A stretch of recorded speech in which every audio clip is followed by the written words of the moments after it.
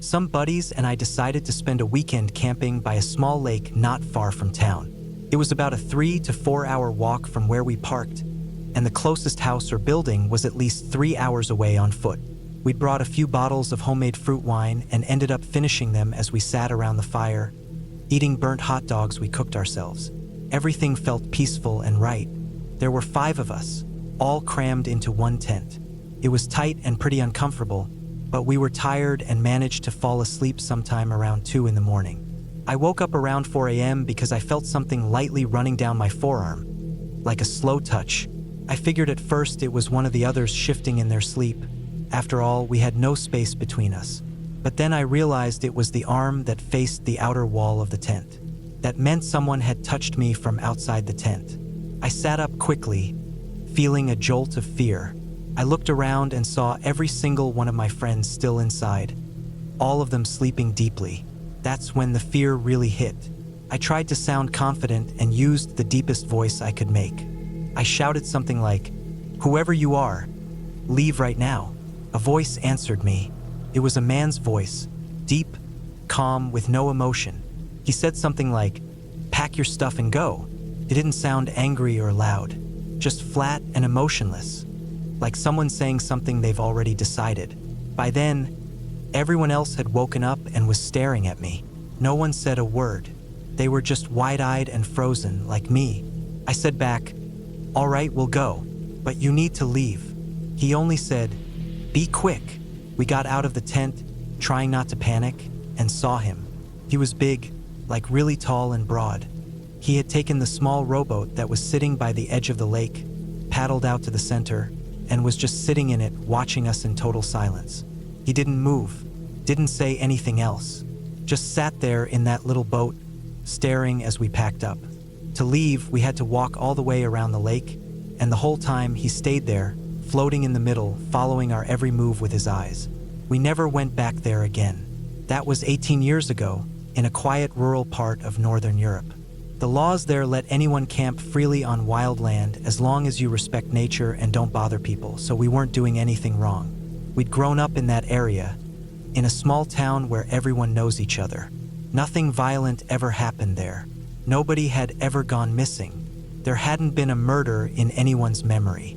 We told our families about what happened. At first, they tried to calm us down, said we were probably reading too much into it, maybe just scared from being drunk and in the woods. But the way that man touched my arm through the tent, that wasn't normal. We explained everything we saw and heard. Eventually, our parents told us not to go back to that place. Years later, after all the lockdowns, we met up again, just the same group. That night came up in conversation, and we decided to do a bit of research. There weren't any cabins or homes near that lake. It's too small to fish in, and no one had any reason to be out there. It's basically surrounded by woods, about 60 feet to the shore from every direction. None of us had ever seen that man before, and we never saw him again after that night.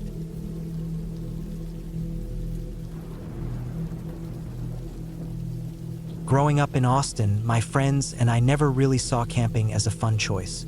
Why would you willingly go out to the middle of nowhere just to fight off bugs all day? The whole idea just seemed ridiculous. It wasn't until I went off to university in Texas that I realized how enjoyable it could be. During my time at Texas State, I went from a diehard city guy to someone who could survive out in the wild. But then, something happened that changed the way I feel about nature, and to this day, it's affected my connection with the outdoors. As I mentioned earlier, I never had much interest in the outdoors before moving to San Marcos. If there was a spider web, I always seemed to walk right into it. If mosquitoes were around, they'd always find me first. You get the idea. By chance, I ended up sharing a dorm room with a guy from East Texas. He grew up surrounded by woods, and a few of his friends from home were also attending Texas State. They used to camp together all over the state during their breaks. As spring break neared, they invited me to join them at Lake Livingston. If you're not familiar, Lake Livingston is a popular spot in Texas, especially known for its fishing. I wasn't eager to spend time in Austin during spring break, and I didn't really know many of the popular crowd heading to the coast, so I agreed to go with them to Livingston. With no prior experience camping, I had to rely on my friend's advice. I borrowed, bartered, and improvised for most of my gear. The one thing I didn't skimp on was bug spray. That stuff, plus some strong deep woods off, became my best friend on that trip. Something amazing happened while I was there. Since I had drenched myself in bug spray, I didn't have to worry about the mosquitoes, and I could actually focus on the experience. Things were going well until I caught my first fish, and I was instantly hooked. The rest of the trip was spent learning everything I could about being outdoors. After that, I made sure to join every trip the group went on for the next couple of years. I even got to see the ocean that summer. When I wasn't in class or sleeping, I would walk across the entire town. San Marcos, despite being a university town, still has that small town feel, and there wasn't a tree or animal track I couldn't identify. During the warmer months, I spent as much time as I could practicing my new skills at a nearby lake. After a while, my friends from Austin said they didn't recognize me anymore. But I didn't care. I was determined to never again be separated from nature. In a way, I still feel deeply connected to it, even though I may never step foot in the woods again. By the time spring break arrived in my senior year, some of my camping buddies had dropped out of school or transferred. A few guys were still around, but we'd lost touch. I had been planning a big trip to a well-known national park in the eastern part of the state, but I'd rather not name it here. I fear my experience might discourage people from visiting, though it is truly a beautiful place, regardless of what shady things might happen there. Before leaving, I had been warned to be cautious of overly enthusiastic hunters. But I knew this trip wouldn't take place during hunting season, so I felt safe enough. After a final check on my list of supplies, I loaded up my Jeep and began the 3-hour drive. I arrived at my campsite just after 3 p.m. and set everything up exactly how I liked it. I decided to take a quick walk around before dinner, and that was when I first felt it. I didn't actually see anyone, but the sensation that I was being watched was undeniable. I cut my hike short and returned to camp. Even though bears weren't typically found in the area, I had read a few stories online, and the idea of being attacked on my first day there didn't sound very appealing. After dinner, I went to bed as night fell. Nothing unusual happened that night, at least as far as I knew. The next morning was perfect. Crisp, clean air, the kind I'd never experienced before. Breakfast was something quick, though I don't remember exactly what. The beauty of the morning made me eager to explore, so I packed a small day bag with my emergency supplies and a little food and set off on the trail. The next few hours were peaceful. Occasionally, I heard a twig snap or a rustling noise, but it never felt like anyone else was around. It wasn't until just before 11 a.m. that I stopped for a snack. While waiting for some water to heat on my stove, I leaned back against a pine tree. I must have been dozing off when a particularly daring mosquito landed on my neck. I jerked awake, swatted it away, and that's when I saw a flash of movement in the distance. It was quick, and for a moment I thought I had imagined it. But soon, I heard the loud call of a crow, and I knew I wasn't alone. Although I wasn't scared, I was beginning to feel uneasy. I wondered why someone would be watching me. Eventually, the crow moved on, and I was left alone again, sipping my coffee. I figured if whoever was watching me hadn't revealed themselves by now, they probably weren't a threat. After about 10 minutes, I packed up and moved on. But soon, it became clear that my watcher was still with me. This time, I could hear a constant sound of rustling leaves from behind me, and a strange odor began to drift from up ahead. I stopped and sniffed the air, and suddenly, everything went silent. A chill ran through me. Something was wrong. My curiosity got the better of me, and against my better judgment, I started walking toward the smell. I had only taken a few steps when a puff of dirt and pine needles erupted next to me. A second later, a loud crack sounded from behind me. I turned around just in time to hear another crack, and it hit me. Someone was shooting at me. I dove to the ground, frozen in place, listening for any movement. The warnings I'd read online about overzealous hunters echoed in my mind. I figured if I shouted out, the shooter would realize their mistake and stop. I called out, but there was no response. I didn't hear any movement, so I assumed I was safe. The sounds of the forest slowly returned, and I knew that I had narrowly escaped harm. Still shaken, I jumped back to my feet and brushed myself off. But as I did, the strange smell hit me again. For some reason, I didn't learn my lesson and kept walking in the direction of the odor. About 5 steps later, another round of shots rang out. Without thinking, I turned and ran, determined to get back to civilization. I prayed over and over, begging for a safe escape. I heard 1 or 2 more shots behind me but focused entirely on getting away. I ran for at least 10 minutes, only stopping when my body gave out. I hadn't heard any shots for a while, but I didn't dare stay where I was. I drank from my canteen and continued on, now moving much slower. An hour later, I made it back to my campsite. I wanted nothing more than to get as far away from that place as possible. I quickly packed up, not even bothering to fully extinguish the fire, something I'd never do under normal circumstances. I didn't want to involve the police, but the thought of returning to that spot made me sick to my stomach. As I drove further from the national park, guilt began to creep in. I knew there was a chance another camper might stumble upon whatever I had left behind. The last thing I wanted was to live with the guilt of someone being hurt because of me. About 20 miles from the park, I found a police station and filed a report. The officer wasn't surprised by my story and suggested it was likely an overzealous hunter. But after thinking about it more, I realized that didn't quite fit. If the shooter had stopped when I called out, it would make sense. But that didn't happen. I wasn't sure what had happened, but the officer promised to look into it. I didn't expect them to find anything, and frankly, I didn't care. There was no way I'd ever return to that place. When I got home, I must have looked like a fool, kissing the ground. The relief I felt was overwhelming. A little time passed, and things returned to normal. Despite the terrifying experience, I had planned to return to the woods eventually, just not that particular place. I came across a post on a forum about someone hiking in an area they thought they knew well. Stories had circulated for years about massive illegal marijuana farms being guarded by cartel members, but the hiker never took them seriously until he stumbled upon one of those very farms. He didn't hear or see anyone but was soon surrounded by gunfire. He was grazed on the cheek as he ran back to safety, too terrified to report it.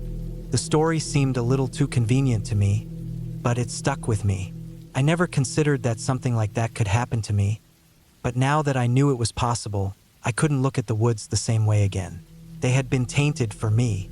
Now, nearly a decade later, life is much the same as before. The only difference is I'm older and wiser about the natural world. Sometimes I find myself staring out into the woods near my home, feeling that same pull I once felt, but it will never be the same as it once was. I know the odds of something like that happening again are small. It's not fear that keeps me away, at least not all these years later. Now that I know things like that happen, I can't view the woods the same way. They've been forever changed in my mind. Still, I prefer to remember them as they were beautiful, pure, and clean.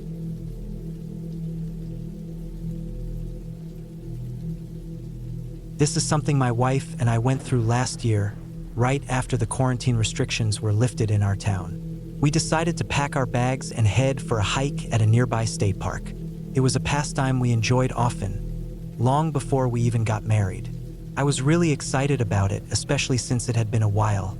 The plan was to hike to a lake, stay the night, and then head back to the car the following day. It was a clear, warm day, and the trails were in perfect condition. For most of the morning, we didn't see anyone else on the trail. When we got halfway to the lake, we took a break at a campsite. Another couple had the same idea.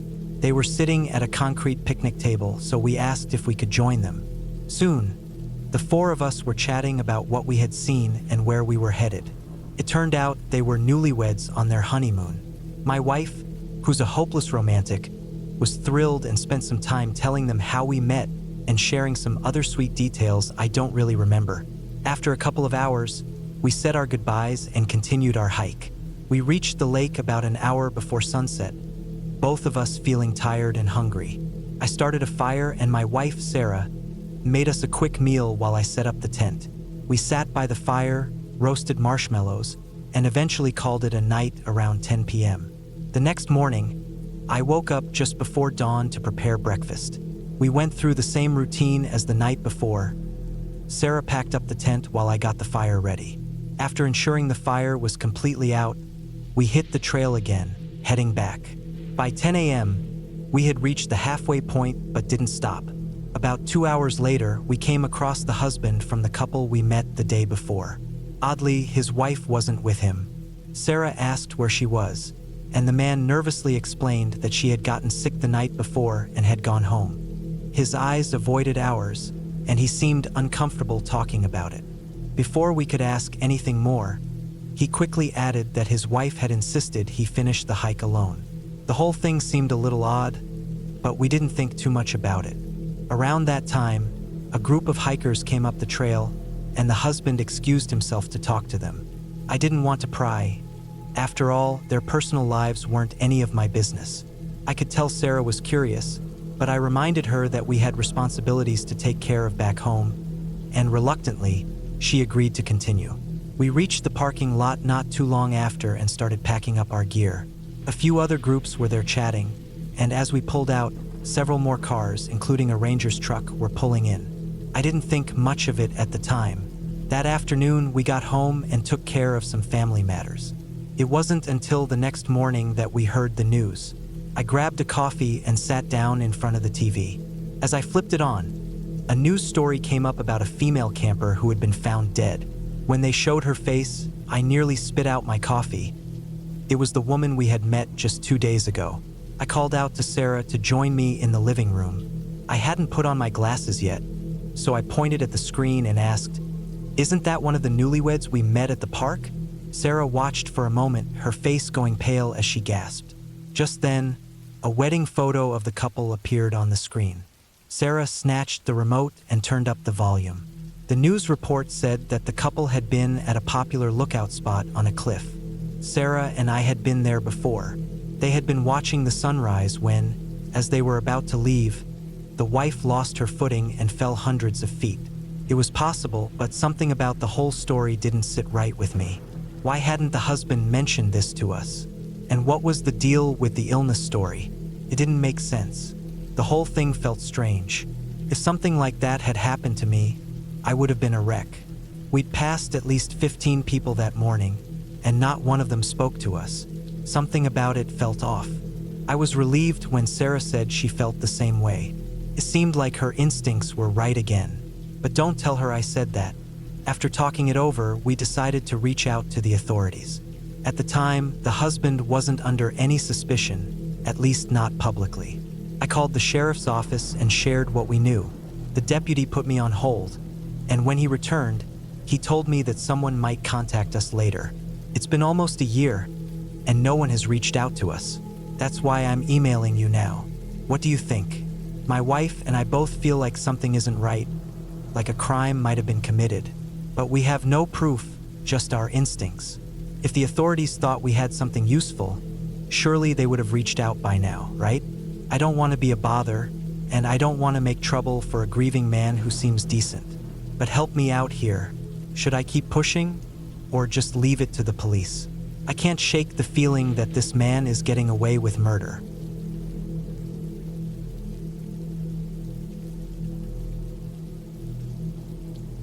I'm originally from Belgium and have been exploring the forests here ever since I was a young boy. My dad used to take me out through the Ardennes and tell tales of medieval knights and ancient battles while we hiked. These woods have always been part of my life, except for a few strange times. What I'm about to share took place over the course of 3 years of walking these trails. I've never talked about these events publicly before. I'm not someone who believes in the supernatural. I work as a systems engineer in Antwerp, very grounded in logic. But I can't explain what happened on these 3 hikes. My partner, Elise, was with me for 2 of these events. She's even more of a skeptic than I am. She's a biochemist who needs hard data to believe anything, even when I say I remembered to pay the electricity bill.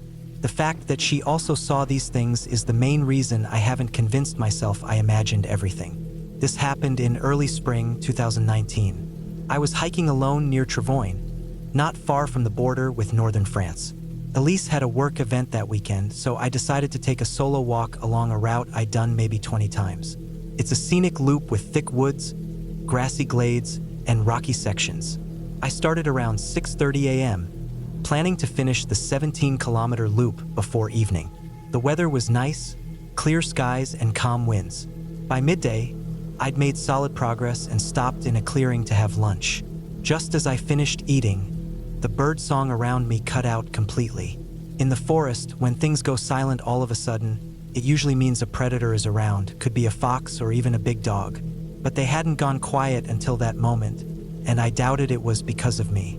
I stood up and scanned the trees. Nothing looked off, but the silence put me on edge. Forests are never completely quiet. There's always a background hum of rustling, buzzing, chirping. This was just still. I packed my things and continued down the trail. About 10 minutes later, I reached a shallow stream I'd crossed many times before, stepping over large, flat rocks. As I approached it, something felt different. The air had that pressure you get before a thunderstorm, thick and heavy, but the sky overhead was still cloudless. That's when I saw the figure standing on the other side. At first, I thought it might be another hiker, but something was off. They were completely still.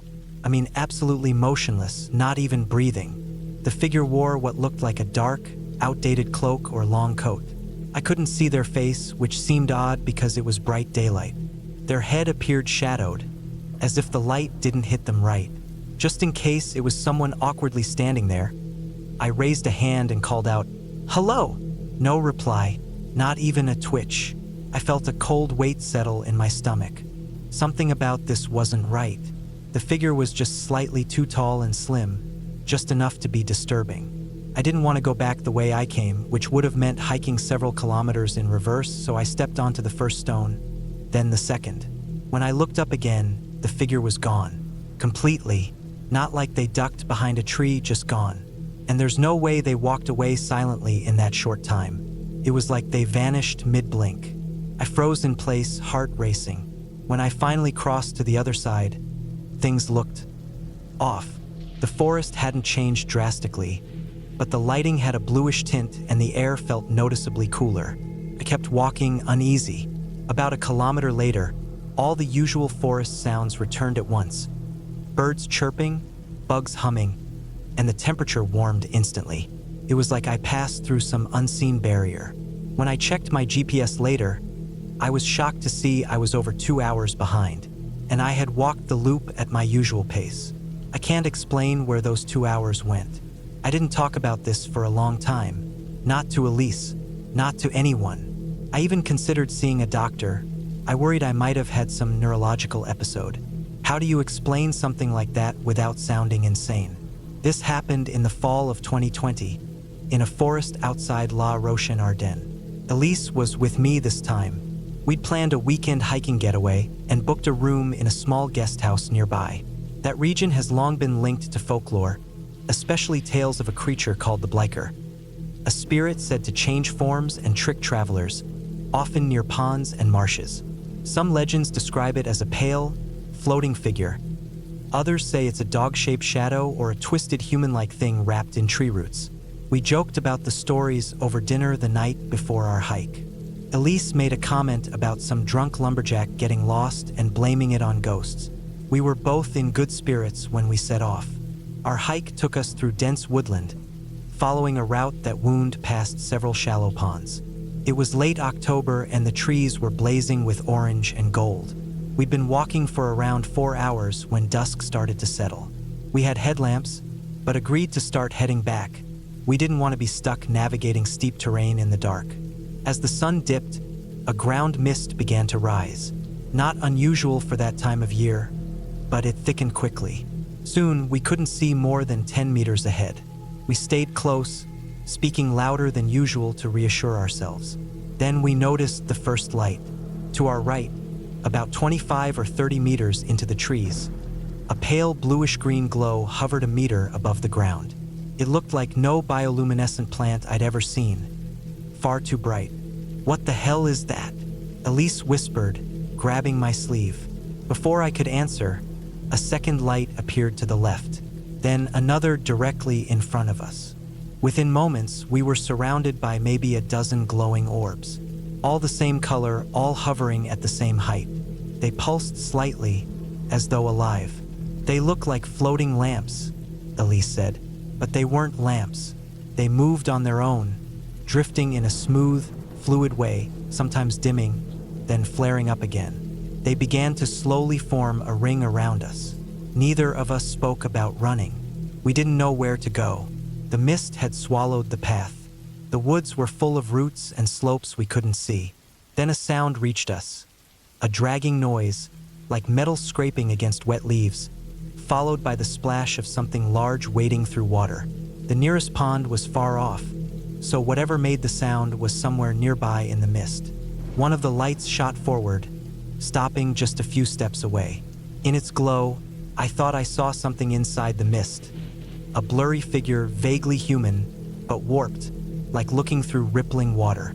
"We have to leave," I said. Elise turned on her phone's flashlight. She aimed it at the nearest orb. What happened next was unbelievable. The light from her phone didn't just illuminate the glow. It seemed to physically push against it. The orb shrank back, and the misty shape twisted violently. A sharp hissing filled the air, ear-piercing and wrong. We didn't wait. Elise led the way, her flashlight clearing a narrow path.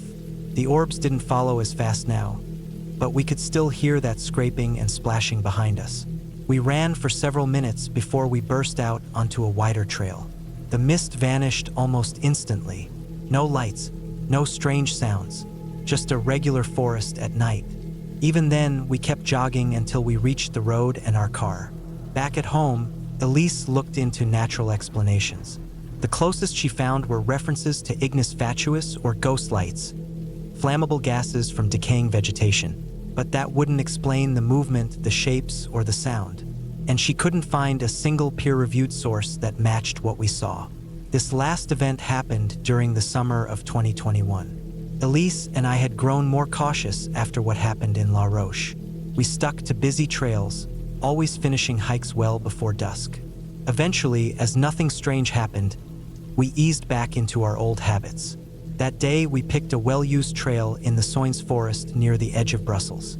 It's a beautiful old forest, not very wild. On weekends, you usually see families, cyclists, and joggers everywhere. We wanted some quiet, so we turned onto a less traveled but still marked path. It was steeper and more winding, but I'd taken it before. After about 20 minutes, I realized we hadn't seen or heard another soul. Not that odd, except something else was off. The usual faint hum of the city was gone. In the Soignes, you can typically hear traffic or planes in the distance. But now, just silence, no wind, no people, no birds. "Do you hear that?" Elise said. "Or don't hear it, I guess." Up ahead, the trail looked strange. Despite the clear weather, the path faded into a grayish haze, as if only the next few meters were visible. And the trees, normally tall, straight beeches, looked twisted and older, branches low and gnarled, forming a sort of tunnel. I didn't recognize them at all, and I know this forest well. "We should go back," Elise said. I agreed, but when we turned, the path behind us looked different too. Same twisted trees, same odd lighting. It felt like the whole forest had shifted around us.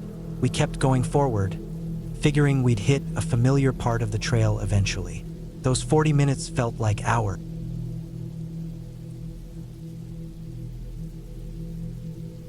The night it happened, my sister and I were heading home from our friend Lila's place. We lived in one of those neighborhoods where the houses were spaced far apart, with stretches of trees separating them. Lila's house was around a mile from ours, a walk we knew well and weren't usually worried about. Most nights, our folks would drive us if it was dark, but they were at a get-together that evening. We had no other way home, and we'd hung around Lila's longer than planned, watching back-to-back episodes of our favorite series and forgetting the time. When we noticed it was nearly 10 p.m., we figured we'd just walk instead of bothering our parents. My sister, let's call her Riley here, was 17, 2 years older than I was back then. It was a moonless night, which made the wooded parts between the houses almost pitch black. We used our phones for light, but the beams barely lit the way. It had gotten colder too, and we could see our breath as we walked. About halfway home, as we crossed one of the denser wooded sections, Riley suddenly froze. "I just heard something," she said. I hadn't caught anything, so I asked her, "What did you hear?" Not sure why I was whispering too, but I did it anyway. "Breathing," she said. "Heavy breathing." We paused to listen. Now that our footsteps had stopped, I heard it too. A ragged inhale followed by a wheezy exhale, coming from behind us. "Probably just a dog," I muttered, though I wasn't sure. It didn't sound like one. We walked faster, not quite running, but definitely hurrying. The path narrowed, forcing us into single file with Riley ahead. I hated being in the back. The sound of breathing stayed with us, not catching up but not falling behind either. Then we heard footsteps, the kind that don't belong to a four-legged animal. Not like a deer or a dog. These were 2 feet.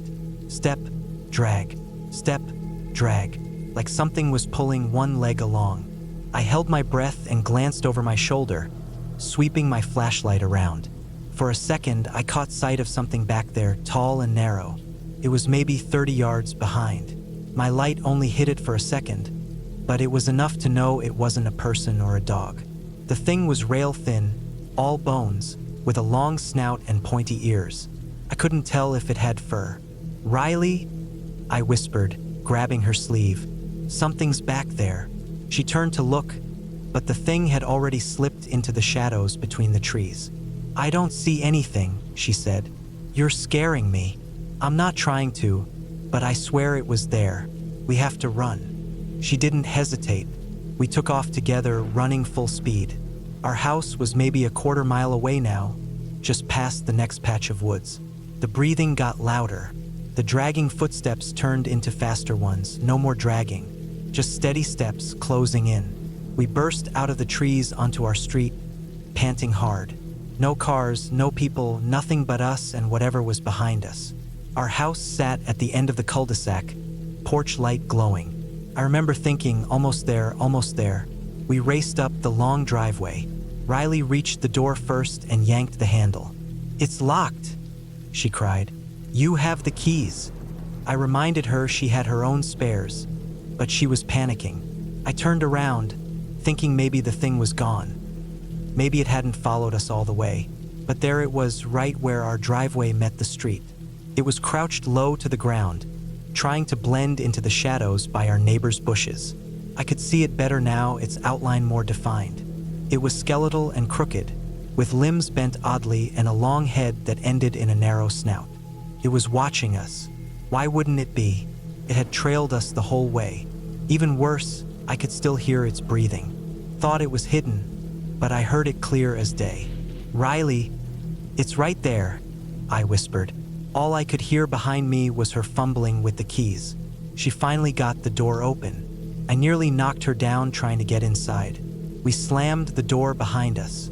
She locked it right away, and we rushed to the living room window, pulling the curtain just enough to peek through. It was gone. I felt relief and dread at the same time. Our parents got home about an hour later. We told them everything, including what it looked like. Dad didn't buy the creepy details, but he was worried. He's the kind of guy who, if you say something followed you home, assumes it's just a wild animal and goes outside with a flashlight and a pistol. Mom asked more questions, wanted to know what we saw exactly. "Probably a homeless guy," Dad muttered, "or some dumb teenagers messing around." "I don't think it was a person," Riley said. "You didn't see it, Dad." "Well, I'm looking out there now," he said, checking through the blinds. "Nothing there. But from now on, no more walking back late. Got it? Don't want something like this happening again."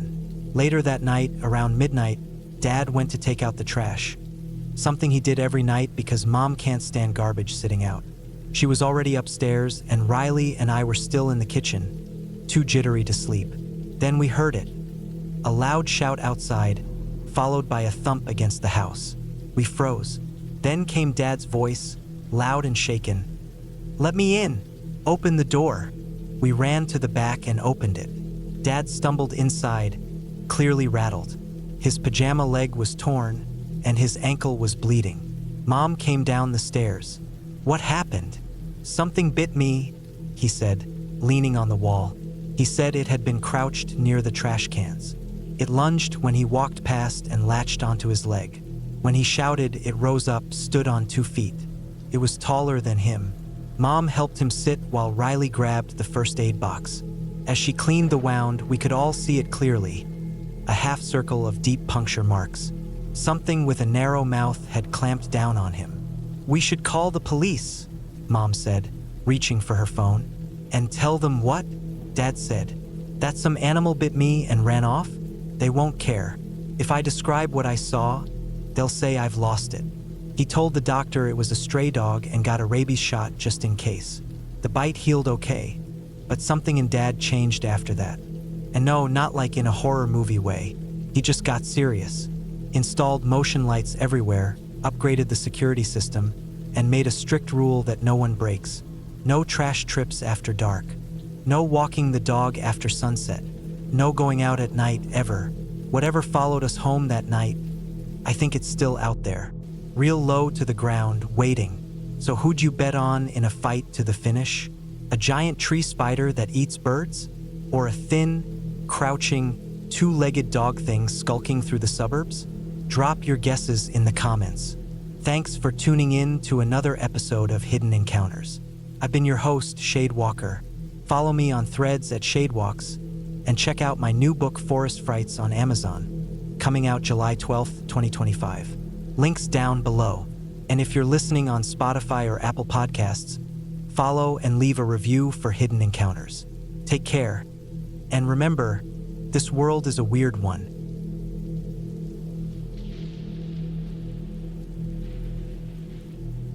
When I was around 12 or 13, my family moved to a secluded area in the backwoods of Mississippi. It was incredible, with plenty of swimming spots in old quarries, abandoned equipment, cliffs to climb, caves, and miles of trails through long-forgotten dirt roads once used by mining companies. The downside was that there were lots of venomous snakes, and at night it was pitch dark. There were no streetlights, just the occasional porch light a mile or so apart along the main road. One summer day, my friend Jay and I decided to explore one of the old dirt roads branching off the main path. We'd never been down it before, but it was mid-morning, bright and sunny, so we thought it'd be a good adventure. We made it about a mile down the road when we reached a left turn. Just next to the turn, there was a small lake beside the road. We walked up to the edge and watched some little frogs and a turtle swimming around. Then, I noticed something across the lake. There was a man walking along the far side. He turned and began heading up a hill. I nudged Jay and pointed, asking, "Who is that? Why is he out here?" We were deep into the mining trails, far from any nearby homes. There was no one around, no sign of civilization for miles. We stood up, and as soon as we did, the man stopped in his tracks. In an instant, he spun around and started running straight toward us. We didn't hesitate. We took off like our lives depended on it. I glanced back and saw him sprinting faster than any person I'd ever seen. In seconds, he closed the distance. He had to run down a hill and around the lake to catch up with us, a stretch of at least 300 yards. Jay yanked me off the road, and we ducked down into a ditch, hiding behind some bushes. I peeked out. The man was maybe 30 or 40 feet away from us. He stopped in the middle of the road and started spinning around, making strange, grunting noises. And weirdly, he had a whole cooked chicken in his hand. He was wearing ragged overalls and old, dirty boots. His face, especially his forehead, looked different, almost like something out of a prehistoric time. His brow stuck out so much that it seemed like it was several inches beyond his eyes. I'd never seen anyone so unsettling. He kept pacing in the road, then suddenly turned and ran back the way he came. Jay and I stayed hidden in that ditch for nearly an hour, terrified to move a muscle, listening carefully to make sure he wasn't still hiding nearby. Eventually, we crept along the roadside back to the main road. We stayed in the trees, trying to remain hidden, until we saw the paved road ahead. Then we ran straight home. When we got back, we told our dads. Both of our fathers, along with Jay's older brothers, decided to go look for the man, but they never found anything. It's been years, and it still sticks with me. Not long ago, my girlfriend took me to visit her grandmother in the same part of Mississippi to meet her family. Where does Granny live? Right near those same old mining lands. I told her about the incident, and she got serious. Y'all are lucky. Bad things happen in those mines. she said.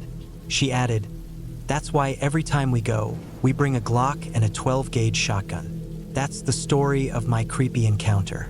Update asterisk, I forgot to mention something while talking about this story with my dad. He reminded me of an event that happened a few weeks after that encounter. On my last day of summer school, I got into a bad fight and was pretty beat up. To cheer me up and to celebrate passing summer school, my parents bought me a Kawasaki dirt bike. My dad had an old Honda bike, and we both enjoyed riding it out in the woods. One day, deep in the mines, I spotted something odd off the road. A wooden crate or box about 6 feet long and maybe 1.5 feet high, hidden in the bushes. Naturally, I walked over to investigate. Inside, I found hay, a blanket, and an old pillow. I called my dad over, and I remember him looking around nervously before telling me, "If someone's living out here, they don't want to be found. Let's head back." We rode home without any issues, but that night, my dad sat out on the porch, staring toward the woods in the dark. I never understood why, and I never asked. It wasn't until now that I realized he was probably trying to keep an eye out for something, or someone.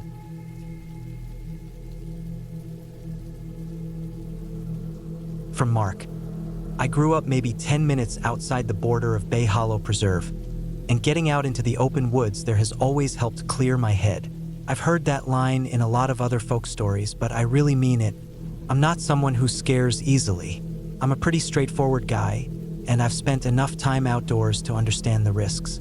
But this one fall hike really shook me. That day, the sky was a pale gray, the kind that makes autumn colors look even more vivid. That's part of why it seemed like the perfect day for a walk. Bright reds and fiery oranges stretched along the trail, leading down toward the main cascade. I had my dog, Buster, with me for company. He's a 9-year-old mixed mutt I took in when he was just a pup.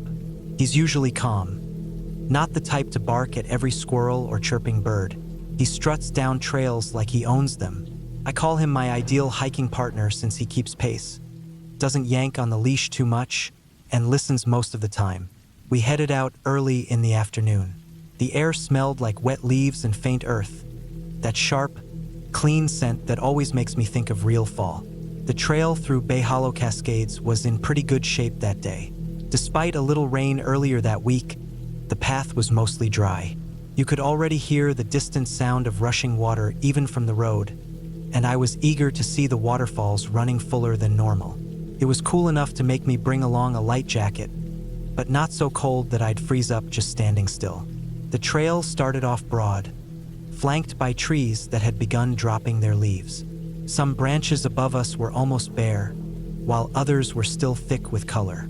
Buster trotted beside me, stopping now and then to sniff around at fallen leaves or tree trunks.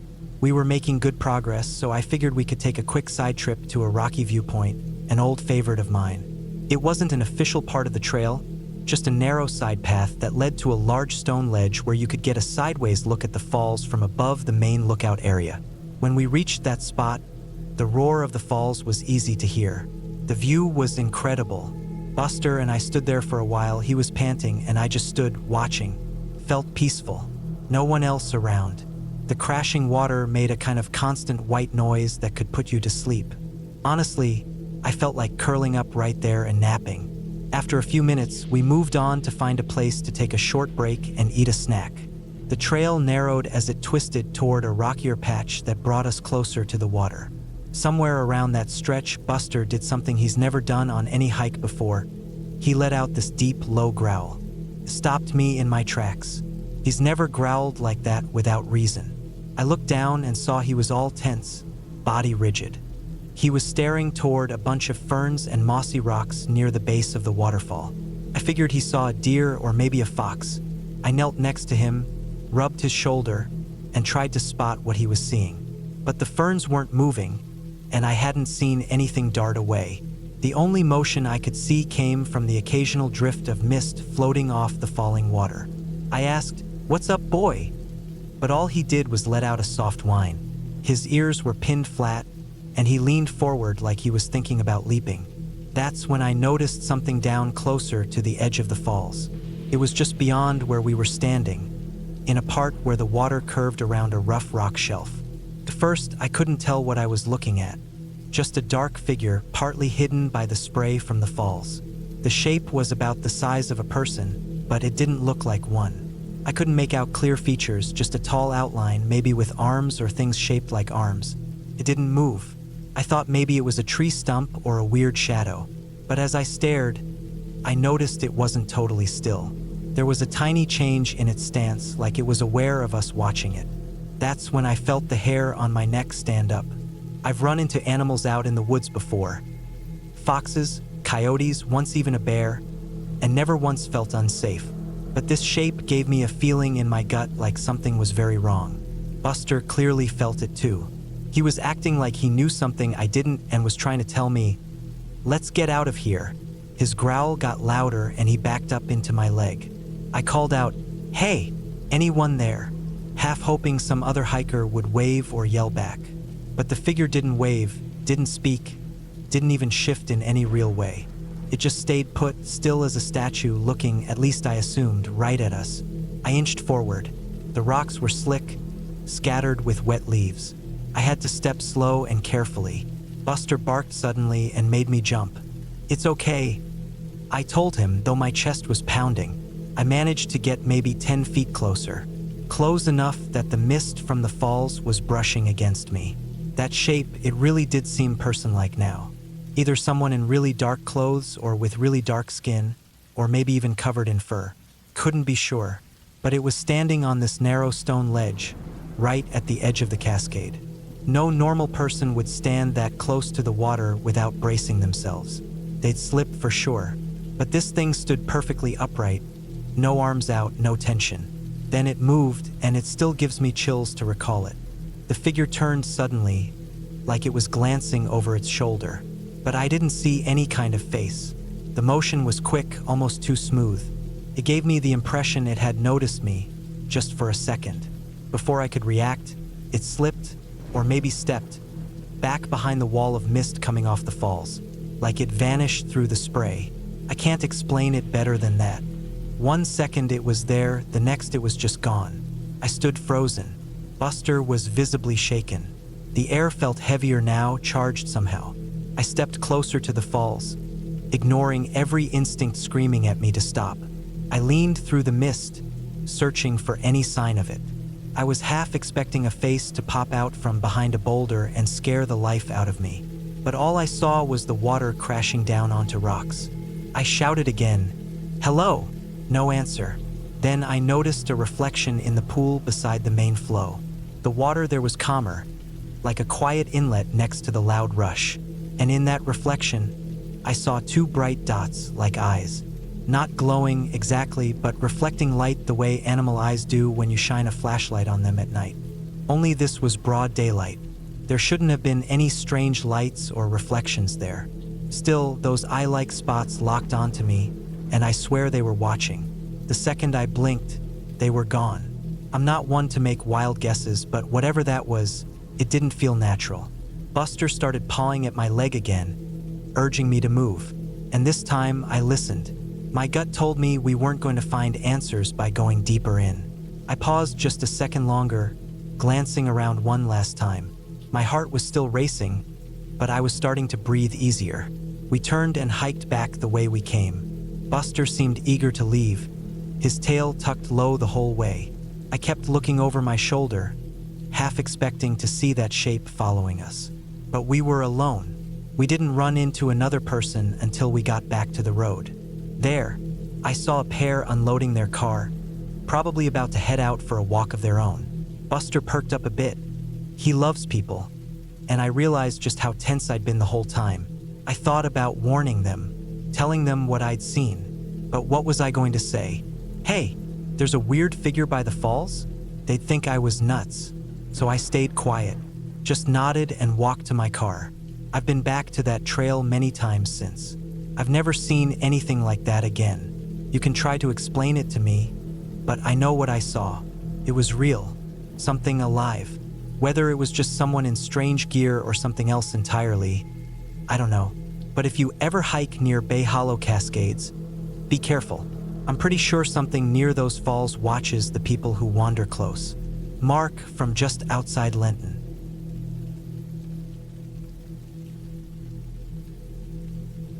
I've always been a fan of horror, listening to podcasts for years, and I've always wanted to share my own story. Recently, something happened to me that I will never forget. I'm a 45-year-old man, 6 feet 4 inches tall, with a solid build, and I live in Oregon. I love hiking, and I often take walks in the woods with my wife, our toddler, and our 120-pound Maremma Shepherd dog. This particular story started one evening around 9 p.m.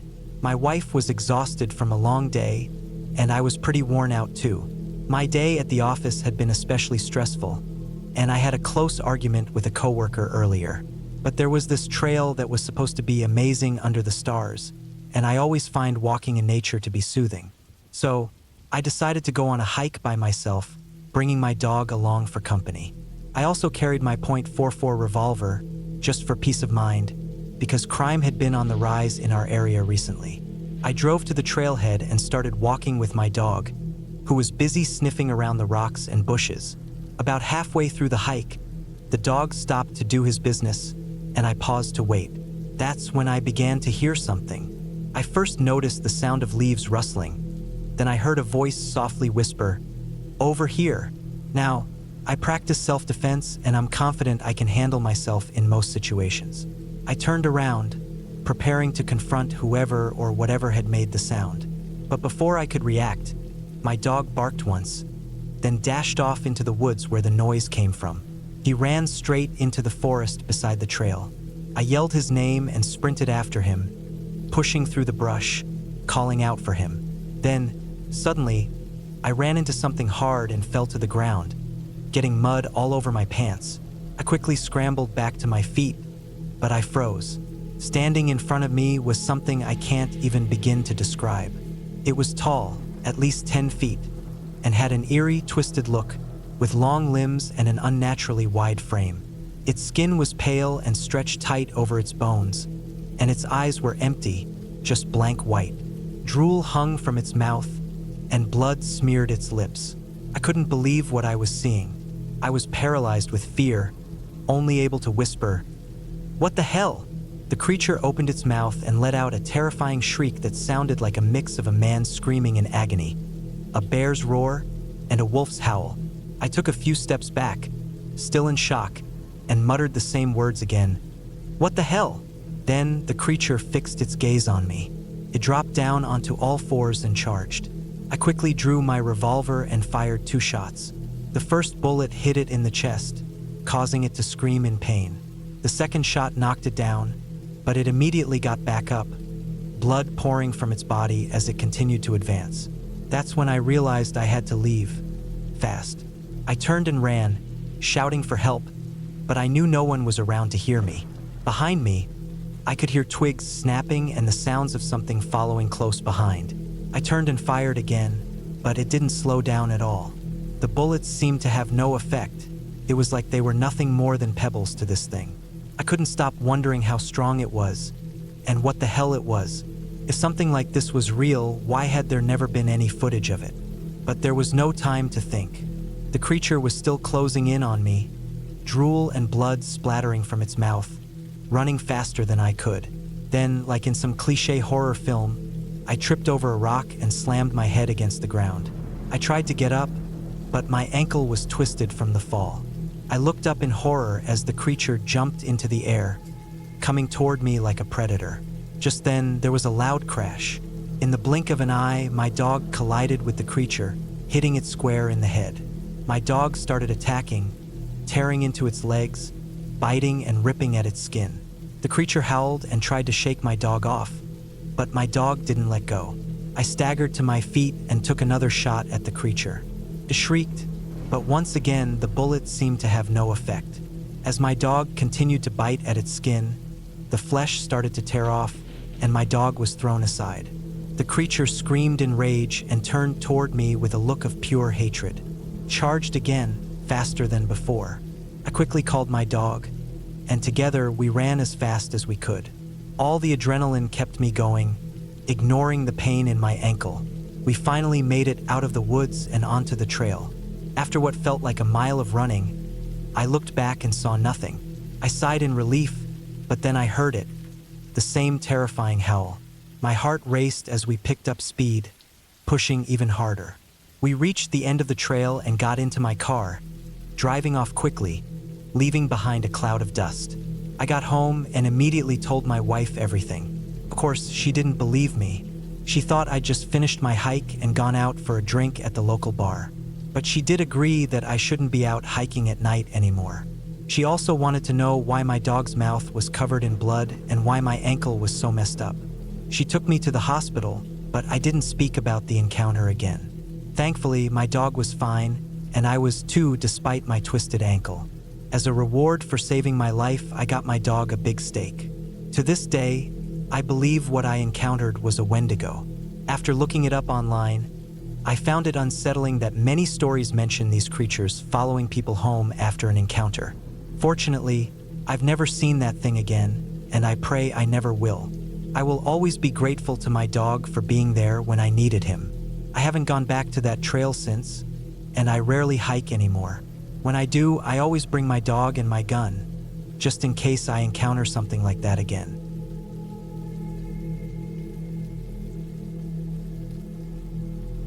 Back when I was in 7th grade, our science teacher, Mr. Jarrett, with 2 T's, told us we'd be going on a field trip into the hills to observe birds. We had just finished a section in class on ecosystems, and he figured it would be better for us to look at wildlife in real life instead of reading about it from pages in a book. I was around 13 at the time. While I did like birds in general, I wasn't really the type who liked being outside. I spent most of my spare time indoors, either gaming on the computer or getting lost in fantasy books. So, hiking through thick forest didn't exactly sound like the best time to me. But I had never been on a real nature hike before, so a part of me was curious. When the morning of the trip came, the whole class got on the school bus early.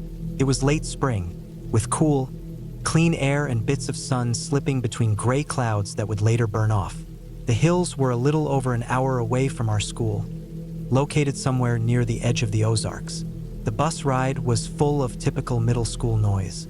Almost all of us had backpacks packed with water bottles, snacks, and the gear we were told to bring. Just a small notepad and a pencil to write down sightings of at least 10 different birds. Mr. Jarrett had laid out clear instructions. Find 10 types of birds, write down their size, color, behavior, and any sounds they made. Then we'd compare our notes to a bird guide once we got back. I remember sitting next to my friend Eli during the ride. He was skimming through this bird pamphlet Mr. Jarrett handed out the day before, with pictures of birds common in the area. Things like mockingbirds, blue jays, wrens, and woodpeckers. My other close friend Malik was sitting behind us, leaning over his seat and talking about how he really wanted to spot a hawk, maybe even a falcon if we were lucky. I was mostly hoping to find something interesting enough to write down so I wouldn't come back with a blank sheet. We got off the bus in a gravel parking lot near one of the trail entrances. Mr. Jarrett and the other adults who came with us split us up into groups of 3 and repeated the 2 main rules. First, stay on the marked loop trail. Second, stick with your group no matter what. That second rule was mostly meant for the kids who liked to mess around, but it applied to all of us. Eli, Malik, and I were allowed to be in the same group, which was lucky since we were already close friends. We even lived on the same block and had been in the same classes since elementary school. Mr. Jarrett gave some final directions. The trail we were going to take was a large circle that curved gently around the base of a forested slope. It wasn't steep, and it was wide enough to walk side by side without too much trouble. Trees grew thick on both sides, and we could already hear birds calling in the distance. For kids used to sidewalks and backyards, this felt like stepping into another world. I actually liked it more than I expected. We started walking slowly down the path, ears tuned for chirping or fluttering wings. Every now and then, we'd catch sight of a robin bouncing near a shrub or a couple of bluebirds darting between tree limbs. I jot down quick notes in my notepad. Bright red bird, raised feathers, high-pitched call, or small brown bird, fast wings, quick hops. We didn't know exactly what we were looking at yet, but that was the idea. Malik had the idea that we should find the tallest tree we could and sit under it, thinking we'd have a better view of any bigger birds up in the canopy. We had read that there were hawks in the area, maybe even bald eagles if we got lucky. He figured that if we found a big opening in the branches overhead, we'd have a better chance of spotting something gliding by. A little ways deeper into the trail, we came across a massive oak that rose far above the rest. Its trunk was wide and ridged, with roots poking out of the dirt like thick ropes. "That has to be the biggest one yet," Malik said. Eli added, "Yeah, and we might get a clearer view from underneath it. Could spot those hawks you keep talking about." I nodded. It didn't feel like we were straying off the trail. It was still nearby. So we slid off to the side and sat down on the mossy ground, leaning our backs against the tree's base. Sunlight filtered through the leaves, making moving patches of gold and green around us. Malik pulled out a small pair of binoculars his dad let him borrow, scanning the treetops. Eli was going over the bird pamphlet again, naming different types of hawks: broad-winged, sharp-shinned, red-shouldered. "Think we'll see an eagle?" Eli asked, only half joking. We all knew it was a long shot. Malik grinned and whispered, "That'd be insane. They've got wingspans over 6 feet. If we see one, I'm filming it." He wasn't supposed to have his phone on the trip, but none of us said anything. While they looked up, I kept my pencil ready in case anything worth noting showed up. We talked about random stuff for a bit, mostly games we'd been playing. I tried to bring up a fantasy book I'd finished recently, but they didn't really care. Still, it was fun sitting there. Felt like a break from everything. Then we heard a strange sound from up above, a mix between a hiss and a bird call. It was loud enough that we all went quiet at once. I thought maybe it was a hawk we hadn't heard before, but something about it sounded off. It had this dry, scraping edge to it. Malik whispered, "Did you hear that? Where did it come from?" He pointed the binoculars upward, searching through the thick leaves. The tree's canopy was dense, so it was hard to see much. But I noticed something up high, something large and dark that didn't quite look like a normal nest. It was shaped weird, more like a clump of shaggy bark or a tight cluster of leaves. But it was still, too still. "What is that?" "A bird's nest made of fur," Eli said. Malik squinted and said, "It's not a nest. Looks kind of fuzzy. Maybe some weird animal? A raccoon stuck up there?" I tried squinting too, but it was way up. Whatever it was, it didn't look like part of the tree. And then I remembered the sound we heard. It didn't match anything I knew.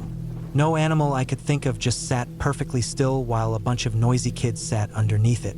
We started throwing around ideas. Maybe it was a wasp nest covered in leaves, or a cluster of insects, or bark shaped weirdly. We weren't about to climb up and find out either way. "Let's just keep watching," Malik said. "Maybe it'll move and we'll see what it is." We waited, keeping an eye on it, but also noting birds flying by. A few chickadees passed overhead, and we wrote them down. A cardinal popped onto a low branch nearby. Eli scribbled that one down. Still, all three of us kept sneaking glances upward. Then, a massive buzzard flew in, dark wings, bald reddish head, and landed not too far from the black lump. We had a clear look at it. Malik leaned forward, whispering, "Turkey vulture, that's definitely one. Gross looking, but huge." Eli turned to me, starting to say something about how wide the wings were, but then stopped cold. I happened to look back at the dark shape, and it moved. Fast. So fast I thought maybe my eyes tricked me. The buzzard ruffled its wings, like it sensed something, but it didn't fly off in time. That black shape launched forward like a blur and crossed the space in a blink. It slammed into the buzzard. What followed still makes me feel sick. There was a shriek, like metal scraping, and a hissing growl. The thing was covered in dark hair. It had limbs thin, long, jointed, and it grabbed the vulture like it weighed nothing. There were fangs, or mandibles, I don't know. It bit into the bird, pulling it close, and I heard the sickest wet crunch. Eli screamed. Malik backed up so fast he nearly tripped over the roots. I think I screamed too. My eyes stayed fixed on the thing. It looked like a spider, only gigantic. The size of a dog, maybe bigger, like a Labrador. It had a huge round body, hairy legs gripping the branch. Its eyes were either small or hidden, but the fangs gleamed. It was biting into the vulture. There wasn't much blood, just this dark fluid, but it sounded like it was sucking the inside out. That was it. I dropped my notebook, The three of us ran. We didn't care who heard us. We tore back down the trail, lungs burning. I heard Eli panting and Malik yelling behind me. We ran so hard we nearly collided with one of the adults guiding another group. We collapsed in front of them, gasping. When they asked what happened, we couldn't even talk. Malik blurted out, "Giant spider. Ate a bird." I couldn't stop shaking. The other kids stared at us like we were nuts. The adults' eyes went wide for a second before telling us it was probably just a hawk catching prey. But Eli kept repeating, "No, it had fur. It had legs. Big teeth." We begged them not to go back, to just take us to the lot. Turned into a scene. Mr. Jarrett was called over, and we tried to explain it again. Some of the kids joked about giant spiders from movies. "Arachnid attack," someone said, but you could tell we weren't playing around. Eventually, one of the local rangers agreed to go check the spot, just in case it was a bear or something else dangerous. But we refused to follow. We stayed in the parking area with Mr. Jarrett and waited. I remember sitting on a bench with Eli and Malik, none of us saying much. I felt bad about leaving my notebook behind, but no way was I going back.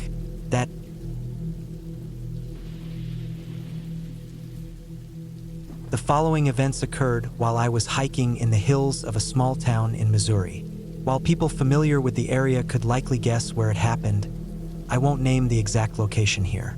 I don't want anyone else poking around there because of what I ended up encountering.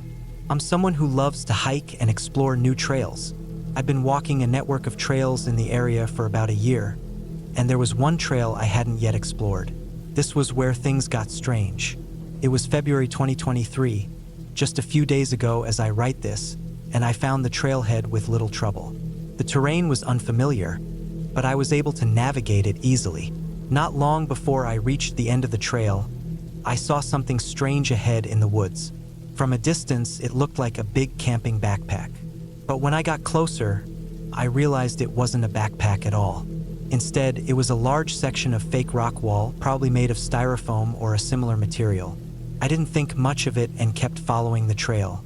Then, I noticed a trail of trash on the side of the ridge, household items scattered all around. At one point, I found a whiskey flask and 2 used needles. I was heading into the woods away from the end of the trail, wondering why all this junk was here. The land dropped steeply into a river below, and as I got closer, I saw something else. There, at the bottom, was a collapsed shack.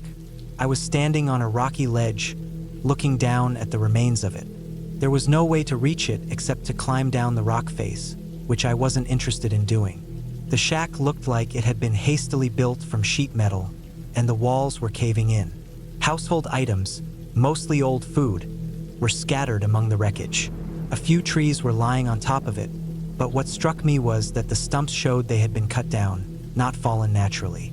Below the shack, where the trees were leaning over the edge, I could tell they had been chopped down too. I couldn't make sense of it. Why would someone build a shack here? And why had they cut down trees to fall on top of it? I couldn't figure out whether the trees had caused the shack to collapse or if they were chopped down after the fact. I snapped a couple of photos with my phone and stared at the scene for a moment. But then, I noticed movement below the shack. Through the fallen trees and the collapsed walls, I saw 2 large legs moving. My first thought was Bigfoot. I pulled out my phone again and started filming. The figure was moving around loudly, but I couldn't make out much of it. It was a dark blur, maybe a person, maybe an animal, but I wasn't sure. Then, I saw the shape of a person emerge, and I thought they were heading in my direction. I didn't know who they were or what they were doing, but I immediately started running back up the hill. My first instinct was to get away. I was worried it could be some drug user or homeless person or both. I sat down on the trail to catch my breath. Once I was rested, my curiosity got the best of me, and I went back to investigate. What was this person doing, and why were they down there with the trees leaning on the shack? That seemed like a dangerous spot to be in. Everything could come down on them at any moment. I crept down from another angle, trying to get a closer look at this person. They were making a lot of noise, and I wasn't sure if they'd noticed me yet. Suddenly, I heard a cough. That confirmed it was a person. Then, I heard banging sounds, followed by dragging sheet metal. I moved further down the ridge to get closer. I could hear more, but I still couldn't see much. It sounded like things were being moved and stacked, and I could hear hammering, but it didn't sound like a hammer. It sounded like wood striking wood. Eventually, I decided I'd seen enough and didn't want to stick around any longer. The most I'd seen of the person were black pants and maybe a red coat. I never saw them clearly. I figured I should leave before they noticed me. As for what they were doing, I had a few guesses. Maybe it was a homeless person building a shelter from the old cabin parts. Or maybe it was park staff clearing a trail. There were a lot of cut-down trees nearby, and the brush seemed to be laid out like a trail. I'll never know for sure, but whatever it was, it didn't feel right and I decided to leave. I posted the photo I took of the shack's remains. If you want to see it, feel free to check it out. I haven't analyzed the image to see if the person is visible. Update asterisk now. For days later, I have an update, and it's not reassuring. My brother and I went back to the site after I told him and the rest of my brothers about what had happened. The fake rock wall was pushed over and farther down the ravine, so I knew someone had been there since I left. We found a cap and a tote bag from a local amusement park, as well as a pair of sweatpants, which was odd. We made our way down to the shack remains, and I compared my photo to the scene. The debris had been slightly moved around. Someone had definitely been there. We stood there, unsure whether to go down and investigate further. It was quickly getting dark, and my thought was that it wouldn't be worth it to go down since we wouldn't be able to see anything in the dark. But my brother thought it would be exciting and creepy to explore in the dark. We both liked the thrill of scary stories and had always hoped to encounter something interesting while hiking. And this time, something did happen. We listened quietly for a while to be sure no one was around. All we could hear were birds and squirrels. My brother thought it was a good idea to shout out, just in case someone was nearby so we wouldn't startle them. We called out sporadically as we descended, even shouting, "Do you know how to get to Bell's Canyon?" as a joke. We were laughing and talking about skinwalkers, half hoping to see one. As we paused on a steep rock section, I noticed a faint sound of water trickling down. I hadn't heard that before. We kept going down, and by then it was pretty dark. I grabbed a heavy glass vodka bottle to use as a weapon, and my brother picked up a rock. We came across an upside-down chair resting on top of a log. We had passed the wreckage and were crouching down, trying to peer across to where the person had been when I froze. Far below us, tucked between the trees, I saw a newly built shack. It was bright white, most likely made of sheet metal. This confirmed that the person had been building something the other day. Now I was really unsettled. At first, I had thought no one could be living in the wreckage, but seeing the new shack made me wonder if someone was there and possibly inside it right then. Then, I saw a dark shadow against the white wall of the shack. I thought it might have been a tree stump since it didn't move. I called out, "Hello? Hello?" But there was no reply. That sent a chill through me. I started to feel uneasy, and I decided we should get a better look at the new shack and then leave. By now, it was pitch black. My brother turned on his phone light, and I started filming on mine. We crept a little farther, crouching down. We didn't hear anything, and there was no light coming from the shack. We were still quietly talking, joking about skinwalkers, but I was growing more anxious. Then, suddenly, we heard a firm voice from inside the shack. "Y'all better get out of here before you get shot." That was all I needed to hear. Without hesitation, I called out, "Okay, well, we're leaving," trying to defuse the situation. My brother had already started scrambling back up the ridge, and I followed quickly. I called out, "Is this private property?" but got no response. We bolted, slipping in the mud and scraping our knees and knuckles on the rocks. It was a tough climb, and we kept sliding backward. I glanced at the vodka bottle in my hand, thought, "Screw it," and tossed it aside so I'd have one less thing to worry about while climbing. We kept scrambling until we made it to the top and back onto the trail. Once we were safely on the trail, we finally stopped, catching our breath. We walked into town, talking about the adventure as we made our way back to the car. My brother speculated that the person was probably bluffing about shooting us, but I wasn't about to find out. The goal was to get out of there safely, and we did. Looking back, that shack looked like it had been well built, though I couldn't see much in the dark. It was parkland, and I couldn't imagine someone who wasn't homeless building a shelter there. I think it was a homeless person trying to make a home, but it was a dangerous place to do it. I could tell he didn't want to reveal his presence unless he had no choice. I'm not going back there, but I do wonder what he was doing out there that would make him willing to threaten hikers with a gun.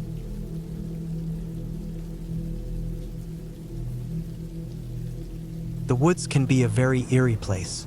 I know this all too well. I love spending time out in the woods during hunting season. Over the years, I've seen and heard some unsettling things out there, but this particular experience stands out. Hunting season ended just over a month ago now, but this encounter has had a lasting impact on me. I had been sitting in a ground blind in a part of the woods that branched off from the main tree line. It was a small patch of forest that extended about halfway between the tree line and a nearby road, with fields on either side.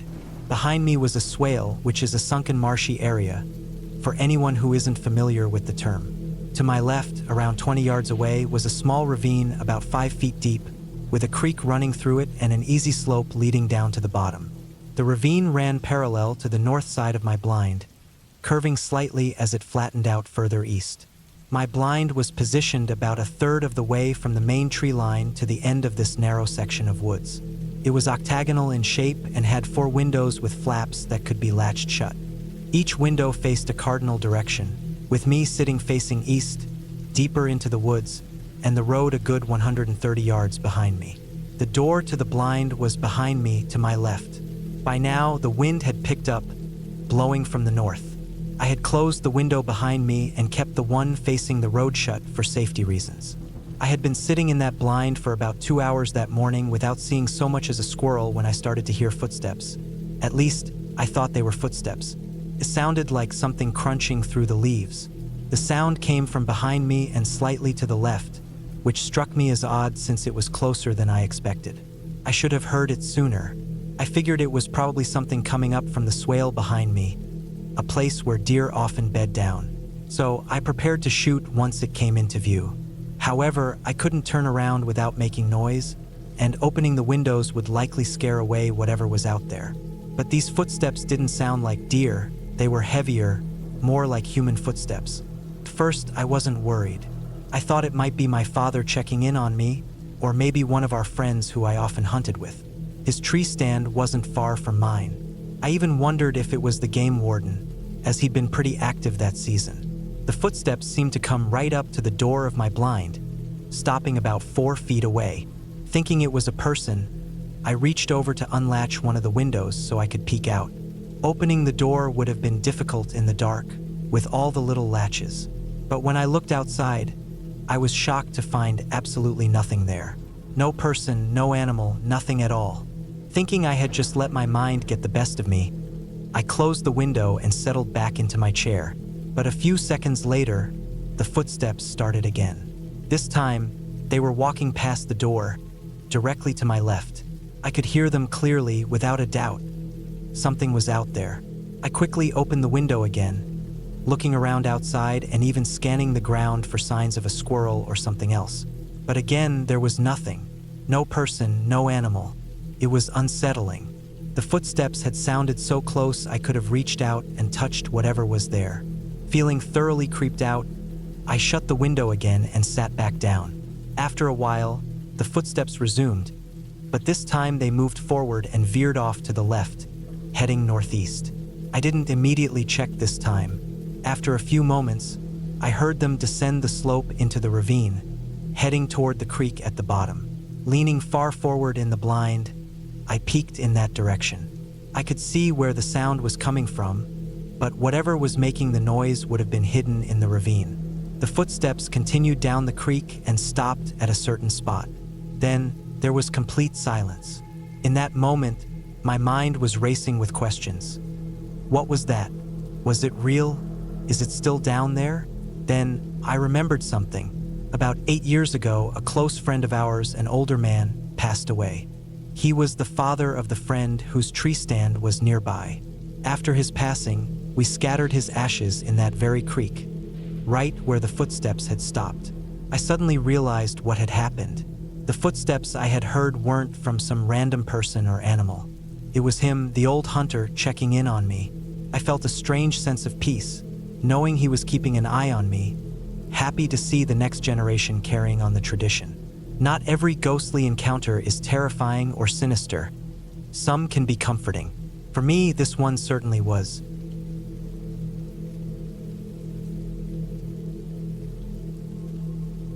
When I was 22 years old, I had never been outside my home state. At the time, there was a lot of unrest due to the virus, but my friends and I didn't really take the pandemic seriously. We decided to take a spontaneous trip, and I was beyond excited. For privacy reasons, I won't use our real names, but there were 4 of us: Josh, Emily, Chris, and me, Alexis. We all shared an interest in the unusual. Paranormal events, cryptids, demonology, you name it. I'd been practicing some occult arts since I was 13. So whatever you make of this story, just know that the fear it caused was very real. Our trip took us to a small town called Riverside in West Virginia, and from there we planned to head through to Ohio. We checked out the Mothman Museum and were enjoying ourselves. The next day, a few locals mentioned some abandoned bunkers and hiking trails off a nearby back road. Naturally, we decided to check them out. We spent hours wandering, taking photos, and yes, we even spray painted our names inside one of the bunkers. Just the usual tourist stuff, nothing strange at all. However, there was one part of the woods near the trail that made me uneasy.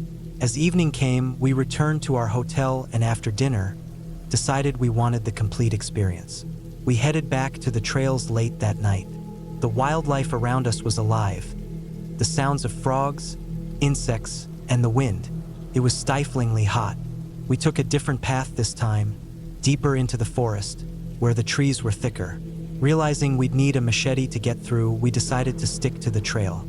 Josh and Chris went ahead while Emily and I stayed behind, walking slowly.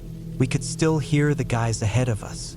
Suddenly, we heard them yell that they'd found something. They'd come across what looked like a summoning or sacrificial circle, complete with candles, wax, and what looked like blood all over the floor of the bunker.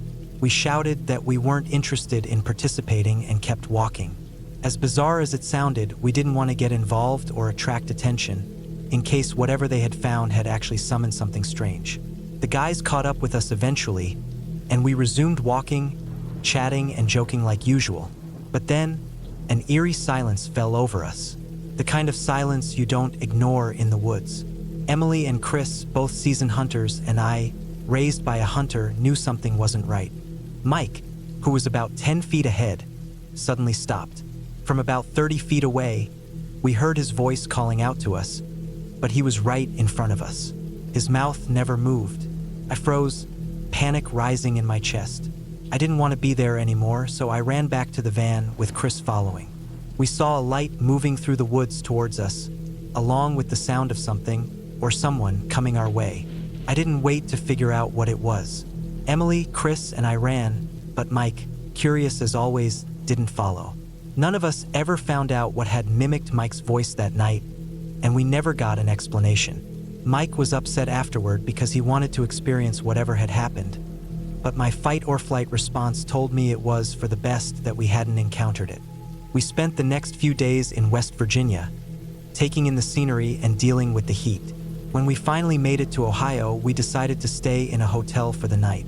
Chris, Mike, and I went to get our bags while Emily checked us in. As we were chatting, Chris, who was new to cryptozoology, decided it'd be funny to scream, "Hey, Wendigo!" right after I had just explained for what felt like the millionth time how important it was never to say its name. I just stared at him, not sure if I was terrified or annoyed. Of course, our hotel room happened to be on the bottom floor, with a window facing the woods next to the parking lot. I hardly slept that night, though nothing unusual happened. The next day, we found a great camping spot by a vast, cold river. The forest around us seemed alive with sounds, and we knew we'd found the perfect place for the night. On our second day, we found state land nearby and decided to hike.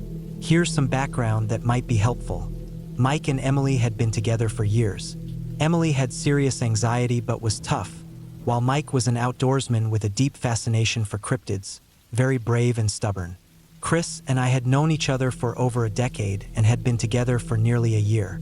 I knew him inside and out, and I'd introduced him to Mike and Emily.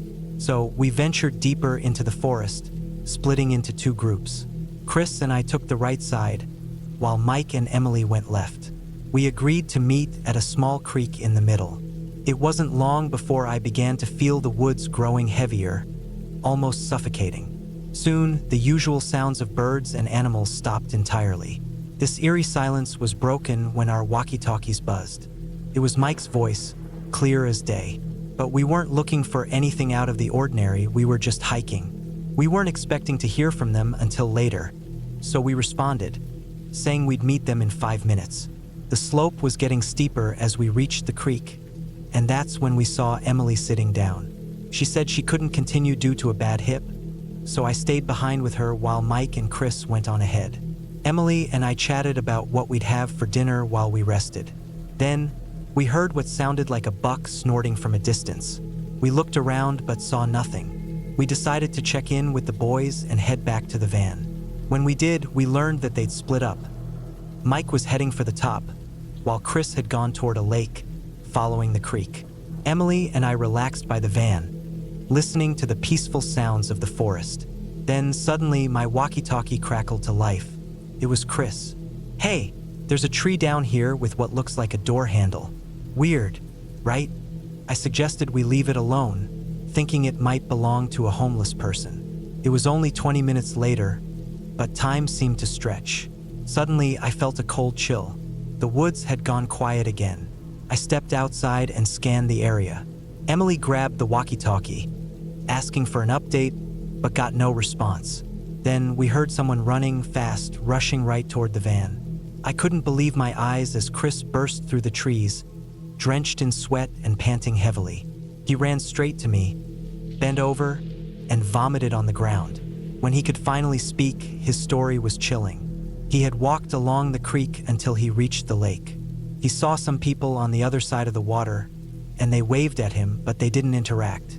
He turned back into the woods, and that's when it started. He heard a voice, my voice, calling out to him. Sounded like me, but it was devoid of emotion. "Alexis, come here," the voice said. He froze, but there was nothing around him. Then, the voice called again, almost taunting, "Alexis, come here." That's when the panic set in. Chris ran full speed down the mountain, but when he stopped to catch his breath, he realized he had no idea where he was. The woods were deathly quiet. Then, he heard a twig snap behind him. He sprinted again, blindly, until he finally broke through the tree line and saw me at the van. The panic had fully set in. The forest seemed to return to life around us the moment he reached us, as if whatever had been there was now gone. I did my best to calm him, but we quickly realized that Mike hadn't come back yet. We radioed for him, but there was no response. Emily, growing more worried, kept trying to reach him. Finally, Mike answered, saying he was almost back. He arrived minutes later, completely unaware of what had happened. He was excited about the sights he'd seen. We left quickly, and Chris collapsed in the back seat. Now, here's where it's important to know something about Chris. He doesn't cry. He hides his fear well, so seeing him like this was unsettling. He was shaking uncontrollably, and we all knew something had happened out there that we couldn't explain. I'm 24 now, and Chris still has nightmares about that day. Nightmares about a beast with antlers, chasing him, grabbing his leg, slamming him against a tree, and then waking up in a panic, terrified. He still calls me some nights, even now, to talk about it. Take this story however you want, but if you decide to seek out the unknown, be careful what you might find. And always, always remember, never, ever say its name. All it takes is one time to draw its attention.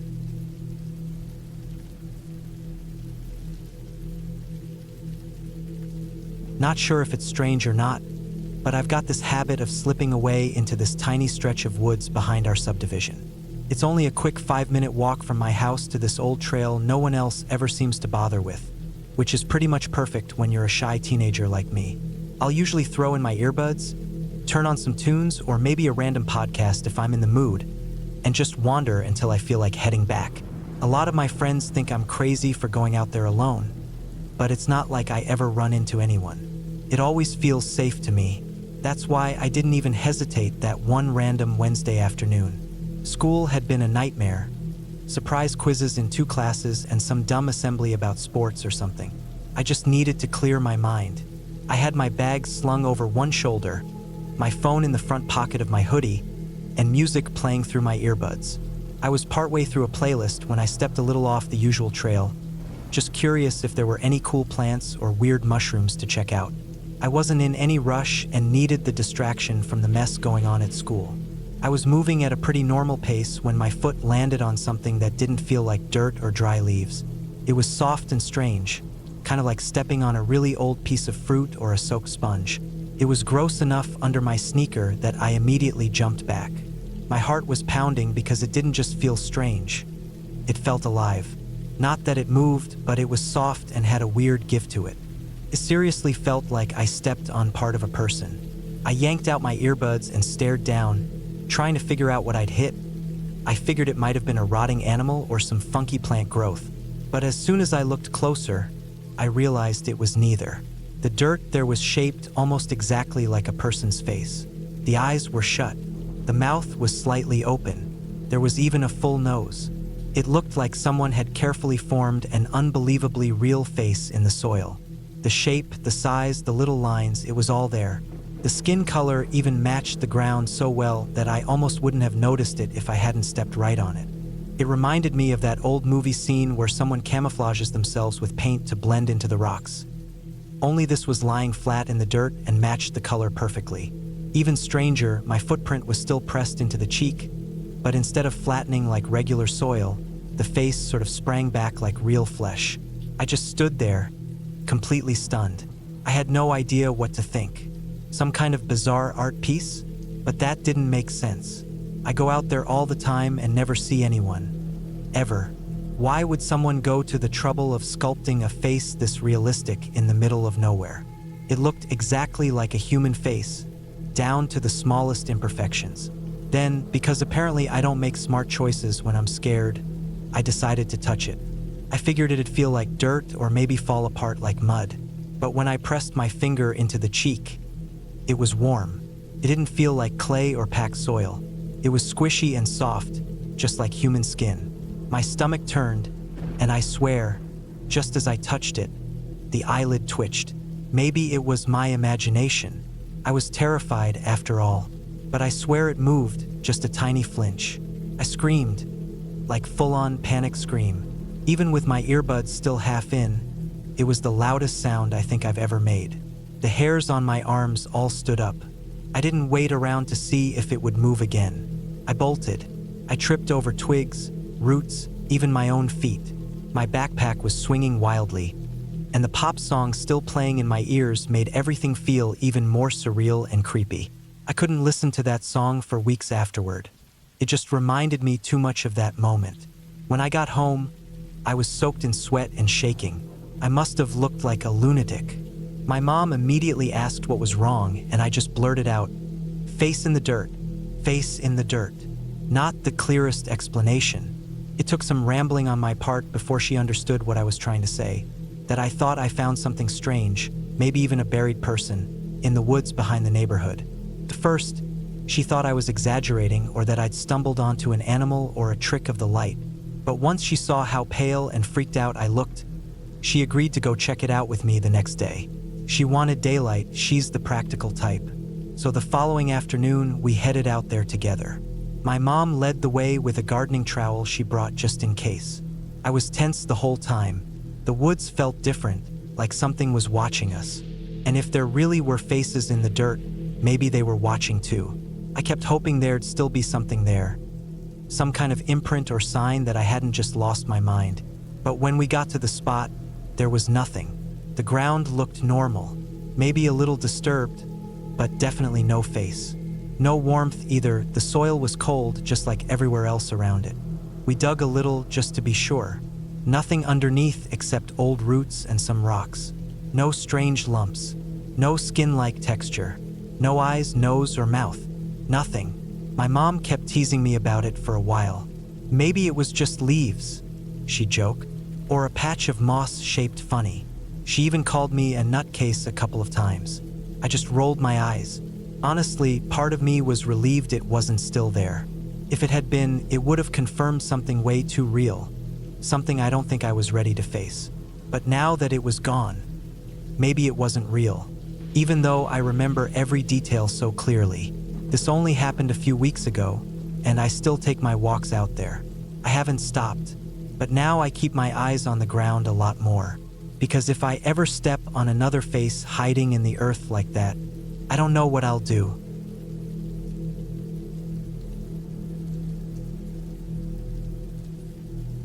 I was out on a backpacking trip with my dog, about 13 miles away from the closest road and parking area.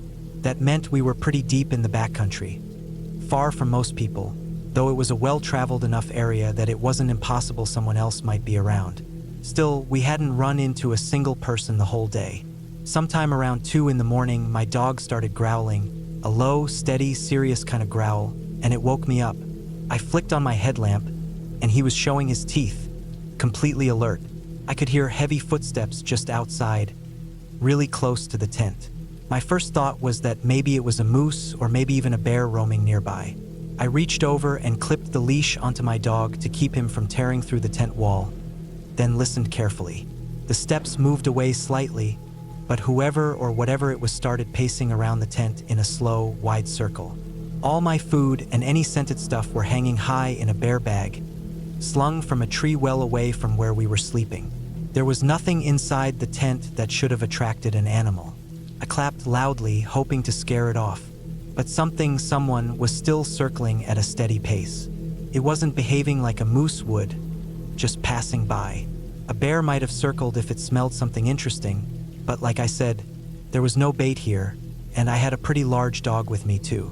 I decided I had to do something. I stepped outside with my dog on one side and the bear spray in my other hand. I shouted into the dark, "Hey bear!" like I'd been taught. The footsteps came to a stop. My dog's nose was up in the air, sniffing hard. He turned his head to the right, letting me know that's where I should be looking. I swept the headlamp across the trees in that direction, but I didn't catch anything with the beam. I also didn't hear anything take off running. Everything had gone still. I waited 5, maybe 10 minutes. Then I went back inside the tent, keeping everything ready just in case. Not long after, the movement started again, the sound of slow pacing, this time maybe 40 or 60 feet away. It kept going for almost an hour before finally fading off into the forest. Once the sun came up, I grabbed the bear spray, leashed the dog, and started looking around the area. I wanted to find whatever had been walking around us all night. There was a faint path where something had trampled the ground. The leaves were pressed down and disturbed. My dog's nose was locked onto it, so I followed him. He led me along a full loop that circled around our campsite.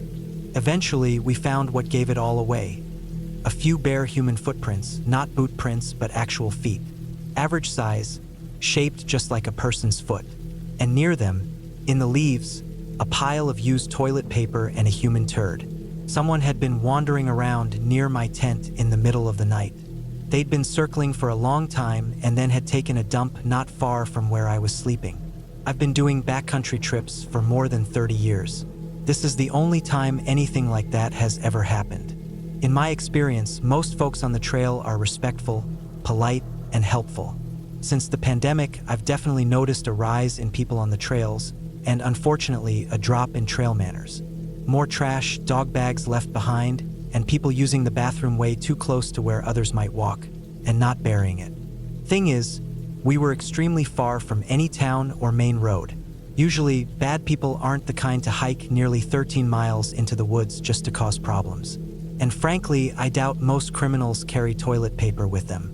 The only incident that comes to mind was years ago when a mentally unwell person attacked 2 hikers at a lean-to somewhere on the southern end of the Appalachian Trail. I think that was about 6 or 7 years ago.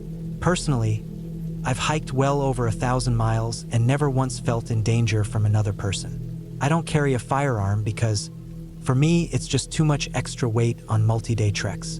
In the Northeast, where I do most of my hiking, the only big animals you run into are black bears, coyotes, and bobcats, and all of them tend to steer clear of humans, especially way out here. If I were in a place where there were wolves, cougars, or grizzlies, I might rethink that and bring a sidearm. Moose are another story. They're huge, aggressive when riled up, and don't scare easily, especially during mating season when they're full of testosterone. You'd need something seriously powerful to stop a charging moose, and that's a lot of extra weight. I've bumped into moose a few times on hikes. They're so massive that you usually hear them stomping through the brush long before you see them. Thankfully, I've never had to face one down directly. My plan has always been to use bear spray to buy myself time to get away. In most of these situations, humans are the biggest unknown. So what do I really think happened that night? As much as part of me wants to say it was a juvenile Bigfoot or something out of a legend like a skinwalker or a forest spirit, the most likely answer is way more boring. I think it was some confused hiker. Someone probably left their tent in the middle of the night to relieve themselves and got turned around. Maybe they were hiking the opposite direction on a popular long loop trail. I was wild camping, not in any established campground, and the rules said you needed to set up at least 200 feet off the trail, deep into the trees. So they might have been camped less than half a mile away but completely hidden. Most likely, they'd been drinking or were under the influence, went to go poop, and then couldn't find their way back to their own tent. They stumbled across mine by accident, maybe even thought it was theirs, then realized it wasn't. By that time, I'd woken up and was yelling into the night, trying to scare off what I thought was a bear. That might have scared them enough to stay quiet or try to find another way back. The circle they'd walked around our tent was wide, several hundred feet, and my tent would have been hard to spot through the trees. I was set up between thick spruce trees. I never fell back asleep after that. This happened late in September, and the sun didn't rise until around 6:15 in the morning. Once I found the pile of waste and the toilet paper, I calmed down. I hadn't expected anyone else to be out here. To get to this spot, you had to climb over 2 peaks coming from my direction, or go over 6 if you came the other way. The entire loop we were doing was about 42 miles, and we planned to be out for 4 days and 3 nights. When I realized it was a human, my first reaction was to wonder if someone might be lost. I texted a buddy of mine who does volunteer search and rescue work in this part of the state and asked if anyone was overdue or missing. If there had been, I would have had my dog try to follow the trail and see if we could help find their site. But no one was reported missing, so we packed up and went on our way.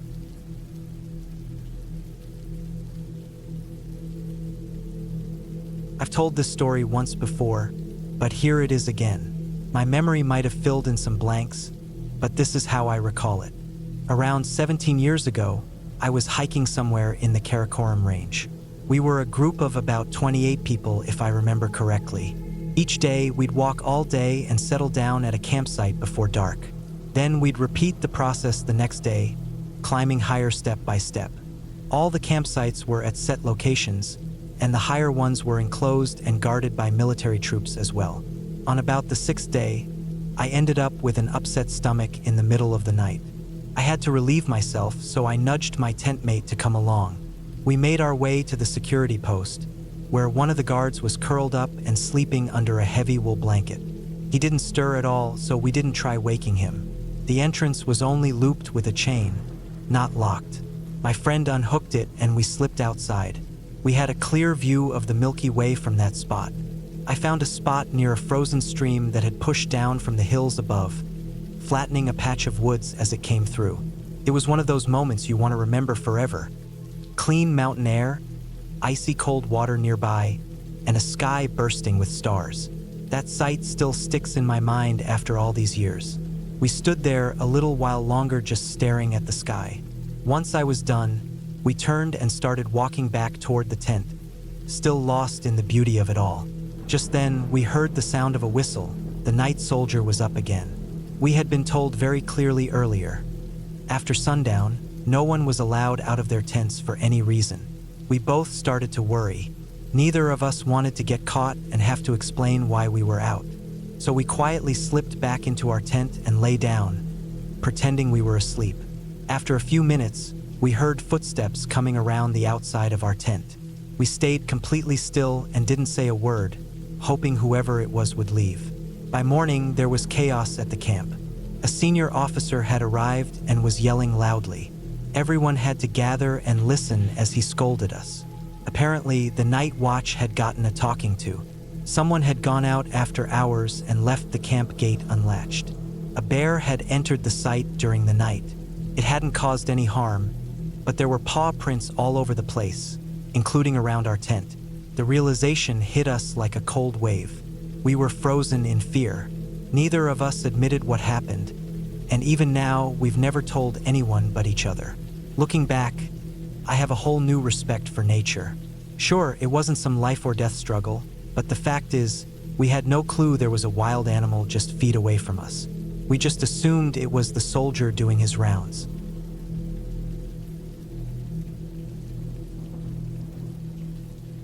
I live not far from the Elkridge National Forest. Some trails are close enough that I can walk to them right from my house. They lead up into the hills and mountains nearby. It was a really foggy evening, and I'd just gotten some upsetting news over the phone. I needed to clear my head, so I decided to go for a night hike. I left my place around 8 p.m., earbuds and playing sad songs, and a water pack on my back with some basic supplies. I didn't expect to be gone long, but I figured I'd be out there for a decent while. The hike started out really peaceful. The fog gave everything a strange, quiet feeling. It was kind of cool in a spooky way. The only sound I heard was water dripping off leaves along the side of the trail. I didn't see or hear anyone else, and it felt like I had the whole mountain to myself. I was hiking without my flashlight on. Using it was like turning on high beams in a thick fog. It actually made it harder to see. The beam would hit the fog and reflect back at me, making my visibility worse. So I left it off and let my eyes adjust. About an hour in, things began to feel odd. I was probably 2.5 miles up the path by then. The only light was the faint orange glow coming from the town far behind me. The higher I went, the darker it got. Then I caught a strange scent. It smelled fake. At first, it was kind of like someone's perfume. Just a tiny trace of it, barely there. I couldn't see more than maybe 15 feet ahead of me by that point. I remember thinking, that's strange. But I kept walking. A minute or two later, I smelled what seemed like a campfire. That was weird too, since there weren't any campgrounds nearby in that direction. Still, I kept hiking. Then I caught the smell of a certain plant, one that reminded me of playing outside as a kid during the summer. It wasn't alarming or anything, but I did find it a little odd that all these smells were coming one after the other. Not long after that, I noticed a quick flicker of light out of the corner of my eye. It was a flashlight. I could see the beam through the fog, way up on the ridge, probably 50 to 100 feet above me. It reminded me of how a plane looks when it passes through clouds, just a soft glowing ball. The beam got brighter or dimmer depending on how it was turned. As far as I knew, there weren't any marked trails up there, which made it all more strange. I pulled out my earbuds to listen. The night was still totally quiet. The light would switch on, move around, and then go dark again. Then it would come back in a different spot. It looked like someone up there was searching for something. I figured maybe they were having the same trouble seeing that I was. I stood still and watched the light move slowly across the top of the ridge. I stayed quiet and left my earbuds out. I convinced myself it was just another hiker. I waited until the light had passed over me and kept moving along. About 10 minutes later, I heard a whistle, like someone calling for a dog, but distant. I turned and looked back. I couldn't tell where I was anymore because the fog had gotten thicker, but the sound seemed to come from where the flashlight had been, now across the canyon that the trail had been following. It was probably 1/6 of a mile away. I could still see the soft light through the haze. I watched it for a while, then kept walking. By the time an hour and a half had gone by, I stopped for water. The trail had changed from dirt to that dry, crunchy soil. It was darker now. I was around 3,200 feet above sea level. The glow from the town below wasn't very strong anymore. I realized my footsteps were the loudest thing around. It made me nervous. The trail curved around the mountains, and every now and then it opened up at a lookout point. Those spots were maybe 50 feet wide, a bit off the trail, and let you look out over the valley. I was about 4.5 miles out now, so I walked up to the closest overlook to decide whether to keep going. I felt fine physically, not too tired. My phone signal had been coming and going, but I tried checking a satellite map to figure out how much farther the trail went and where I might want to turn around. I also noticed a bunch of messages had come through since I'd last had reception, so I was looking at those too. At the lookout, someone had built a small rock pile with a crooked stick sticking out of it. It was weird looking. I snapped a picture and just stood there for a couple minutes, staring out at the fog. I couldn't see the trail anymore from where I was, but I still knew which way it was based on direction. That's when the part that scared me the most happened. I was checking my phone one last time before heading back when I heard 5 fast footsteps coming from the trail. They were loud, the same crunching sound my own feet had made on that dry soil. I looked up fast and aimed my attention at the sound. Stopped right away. Total silence. I grabbed my flashlight and knife from my bag instead of using my phone light or bare hands, and aimed the beam toward the sound. All I saw was fog. The steps weren't from a 4-legged animal. It wasn't a deer or anything running. It sounded exactly like a person sprinting straight at me and then freezing in place. Fear climbed up into my throat, and I just stood there, frozen. I was alone, way up in the mountains in the dark, and something else was there with me. I'm getting chills even writing this down. I stood there for at least 2 minutes. Flashlight pointed right where the steps came from. The worst part? That was the same trail I had to go back on. I thought, forget this, I'm leaving. I moved slowly toward the path, right through the spot where I heard the footsteps. Then I started heading back. For about 20 minutes, I kept stopping every couple of minutes to shine the light behind me. More than once, I swore I heard an extra step behind me after I stopped, like something was copying my pace to avoid being heard. I was walking fast now. It was still too hard to run with the fog, and I didn't want to trip or twist my ankle. I kept my flashlight on the entire time, and I gripped my knife in the other hand. Maybe half an hour later, I heard something big crash through the brush on the right side of the trail. That side dropped off steep into the canyon. I couldn't see anything through the fog, of course.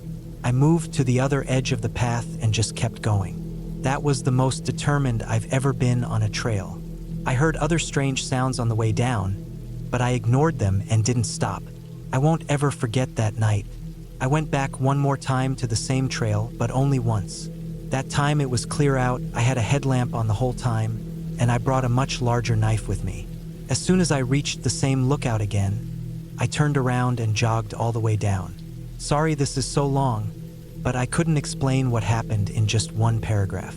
If you're curious about anything, feel free to ask.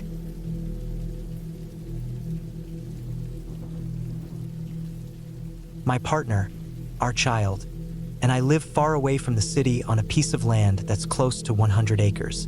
I'd say about 90 or so acres of it is just untouched woods, with dirt paths and walking trails that we and the owners before us made just by wandering around and exploring. We use the land for stuff like hiking, hunting, and camping. We usually find a clear spot, clean it up a little, and stay the night. The property is so big that we've never set up camp in the same place more than once. Over time, we've come across old and new animal kill spots, all kinds of tracks, and spots where deer had clearly been laying down. I've also spent plenty of time out there hiking by myself when our kid is at school and my partner is working. No matter what, whether I'm alone or with them, we always bring a gun for safety. A few weeks back, we packed up our camping gear and decided to carve out a new trail through the trees. We usually mark new paths with some spray paint on trees so we can find them again. We had walked for nearly an hour when something about the woods suddenly felt different. I don't remember who noticed it first, but my partner, who was ahead of the group, turned around and gave me a look that said something wasn't right. All the birds had stopped calling. Even the bugs weren't making noise. Everything was completely still. If you've spent time in the woods, you know how rare that kind of silence is. It's not a good sign. We kept going, but were suddenly much more aware of every sound and movement, even though our kid just kept talking like normal. We came to a creek that runs through the middle of our land and decided to pause for a bit. My partner and I stared at each other, both of us picking up on something being strange, though neither of us said it out loud right away. We didn't want to alarm our daughter. Finally, I spoke up and said I wasn't feeling too well and maybe we should head back. My partner agreed with a simple nod. Our daughter wasn't thrilled and said so, but that was that. We turned around and began heading back toward the house. We had only gone maybe a few hundred feet when I happened to glance off the trail to my right. That's when I saw someone crouched down wearing a camo suit, probably around 140 feet away from us. I'm sure they noticed me seeing them, but they didn't move an inch. I cleared my throat to get my partner's attention, and when he looked at me, I placed my hand on the gun holstered on my side. That was enough for him to shift his rifle and get ready just in case. We picked up the pace and got out of there fast, not wanting to take any chances with whoever that was. As soon as we got inside the house, I told him what I saw. We agreed it was serious and called the sheriff's department to report it. The officer we talked to said to let them know if we saw anything again. A few days later, my partner and I went out without our daughter and set up several trail cameras, hoping to catch anything strange. We didn't go back out there for about a week, but eventually went to grab the memory cards from the cams. Out of the 9 cameras we had set up, 2 of them had caught a person in a camouflage suit on film. We gave printed copies to the authorities to go with our original report. Since then, we've stayed out of the deep woods, only going in briefly to check the cams. So far, we haven't seen any more signs of anyone. What really makes my skin crawl is thinking back to the other times we were camping and heard footsteps near our tent at night. We always figured it was just wild animals being curious. Now, though, I'm not so sure.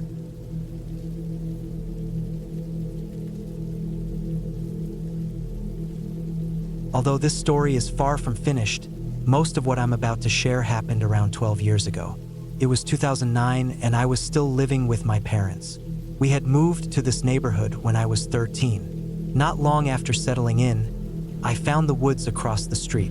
I kind of had no choice but to make those woods my safe haven due to the bullying I faced and the chaos at home. This neighborhood didn't have many kids, and the few that lived here were older than me, among other things. The constant tension made me a very anxious kid, and any free time I had was spent alone. One day, I became curious and wandered into the woods. It seemed like I was the only one there, and this gave me a sense of safety that I hadn't felt in a long time.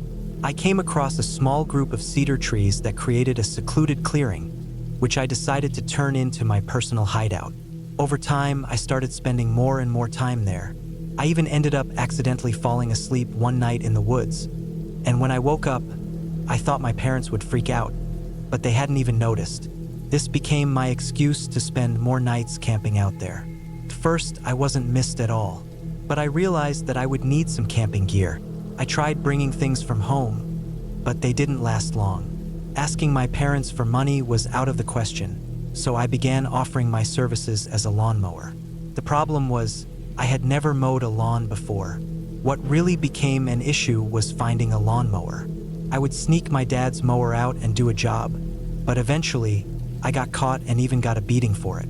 Luckily, by then, I had saved enough money to buy a really bad one of my own. It wasn't much, but it was safer than sneaking my dad's mower around. Once I made back the money I'd lost, I took my barely working bike and rode 5 miles to this tiny army surplus store. I left with an old Alice pack stuffed with various items I thought I'd need. I was so excited to try it all out that I skipped a whole week of school to camp out in my clubhouse. It became more than just a hobby.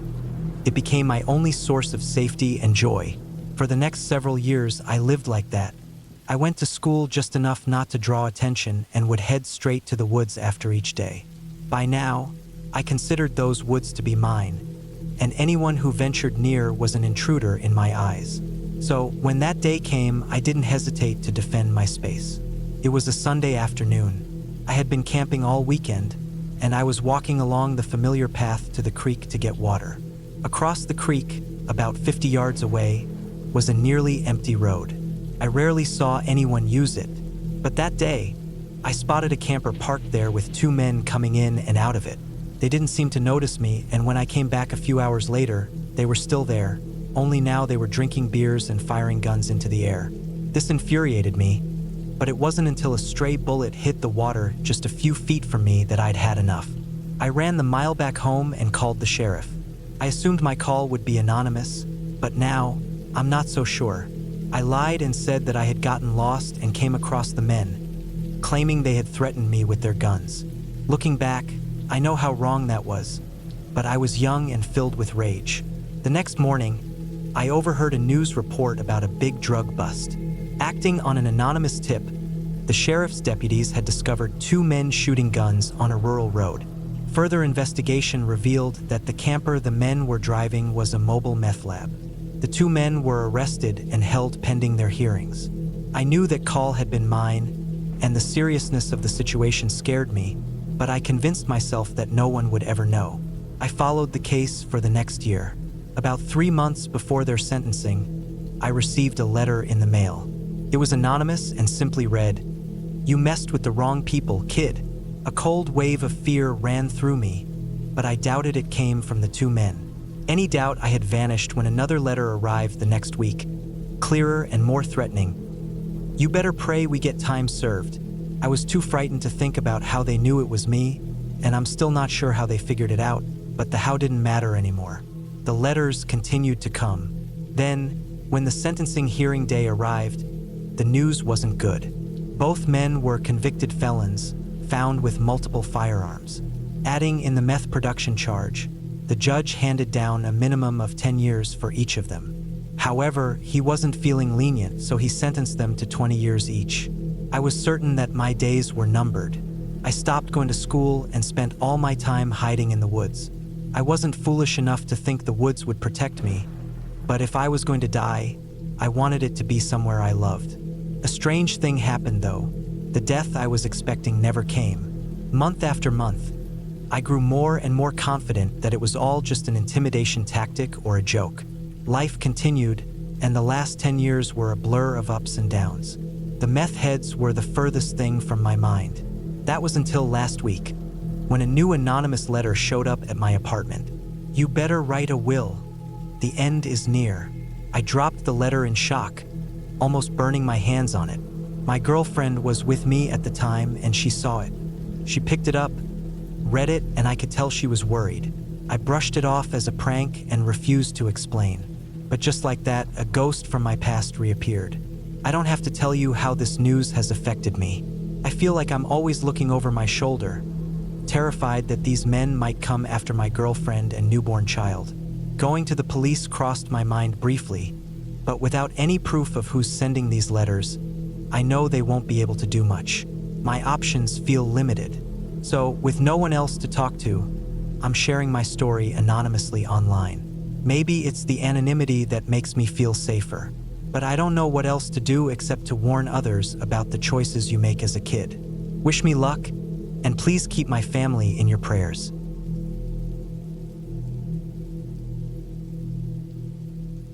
In the late spring of 2018, I set out on my long-awaited camping trip out west. The planning for the trip had taken nearly 2 years, and this would be my first time camping with firearms. The journey to the location was pleasant, and I learned a lot about that part of the country that I hadn't known before. When I arrived, I parked my truck and let my contact know I had arrived safely. We went over my plans one last time, and then I set off on the long hike to my campsite. The first day went by quietly. The weather was beautiful, so I slept under the stars next to my campfire. The sense of freedom I had was refreshing compared to the rules and restrictions back home.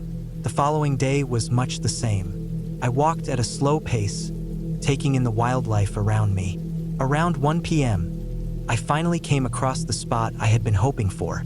After a quick scan, I knew I had made the right choice. In no time, my camp was set up, and I was preparing lunch. After eating, I felt myself growing drowsy, so I decided to do some shooting. After all, that was part of the reason I was out here. About 200 yards from camp, I found a dry creek bed, which seemed like the safest place to shoot. I set up a few steel targets and began firing. The thrill of shooting was indescribable. I felt like one of the mountain men from the past. I had already gone through a box of 7.62 ammunition and was in the process of reloading my SKS when I heard gunshots echoing from the hills around me. Curiosity drove me to investigate the source of the shots. They kept going, sounding as if they were coming from multiple guns, which made me feel uneasy. I decided to head back to camp, feeling uneasy about what I had heard. The shots had made it clear to me that I probably wouldn't be welcomed, and in retrospect, it's a decision I both regret and thank myself for making. When I got back to camp, I began thinking about what to make for dinner. The shooting stopped soon after I returned, and I assumed the people who had been shooting had moved on, leaving the evening to be peaceful. After cleaning my guns, which took about an hour, I leaned back and stared into the fire. I dozed off briefly, and when I woke, I decided against cooking something elaborate and instead snacked on crackers with bacon-flavored cheese. As the sun dipped below the horizon, I took it as a sign to turn in early. It was pitch dark when a noise woke me. I sat up in my tent and peeked outside, but there was nothing there. I figured it was just a dream and laid back down. Just as I was about to close my eyes again, I heard it, a blood-curdling scream. It sounded like a rabbit being killed by a predator, but it was much worse. The scream came again, and this time, I heard a female voice crying for help. In that moment, everything changed. A shiver ran through my body. What was I supposed to do? For a split second, I thought about grabbing my rifle and running into the dark, but it was clear by now that the sounds were coming from the same direction as the gunshots earlier. I decided against it, and I stayed where I was, feeling paralyzed by fear. A final scream echoed through the night, followed by a single gunshot. I lay frozen in my tent, unsure of what to do until morning light. By the time dawn came, my feelings of freedom had completely vanished. I spent every minute of the night waiting for the sun to rise, certain that death was waiting for me with the coming light. My gear was packed in record time, and I was off heading back to safety, anywhere but here. A trip that had taken a day and a half to get to just days earlier was now being completed in less than a day. It felt like a miracle that I made it back at all. Every few minutes, I turned around, my rifle gripped tightly, searching for some phantom pursuers. I arrived back at my truck just after nightfall and made the drive home, never so happy to leave a place behind. But as the relief began to fade, guilt crept in. I couldn't shake the thought that I might have hurt a woman in distress, maybe even being murdered, and did nothing about it. For the entire drive home, I waged a battle between my ego and reason. I hated myself, calling myself a coward, yet at the same time, I knew running into the dark after unknown assailants would have been incredibly reckless. It didn't change the fact that I had been scared, terrified like a child watching its first horror movie, but deep down, I knew that running off into the night would have been foolish. It's the sting of my own ego that still affects me to this day. A man can easily label himself a coward, but the real question was whether I should report what I had witnessed.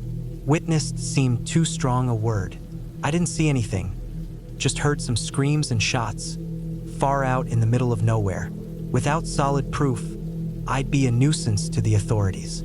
So I decided to say nothing, and my punishment was the shame of choosing logic and safety over decency. Months passed before I finally found the courage to look into what had happened. The truth, though unsettling, wasn't as terrifying as I feared. I had been camping about a mile away from an outlaw biker gang. Earlier that day, they had arrived at their usual shooting site, where they practiced with illegal firearms. They had also abducted a female hiker, subjecting her to hours of brutal abuse before releasing her. She fled their camp, and those were the screams I had heard.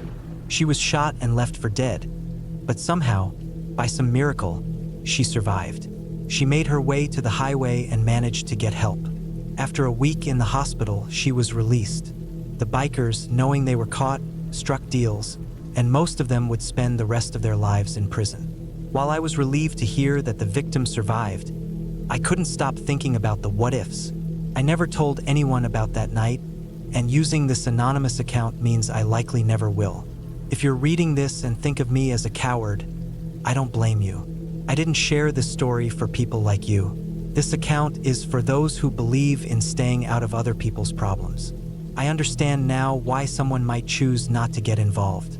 Many have paid the price for doing the right thing, and helping someone in need could ruin your life. But I can tell you from experience that the guilt you'll carry with you is far worse. We're all in this world together, and we should help those in need. Think about what you'd want someone else to do if you were in their shoes, because sometimes you might be the only thing standing between them living or dying.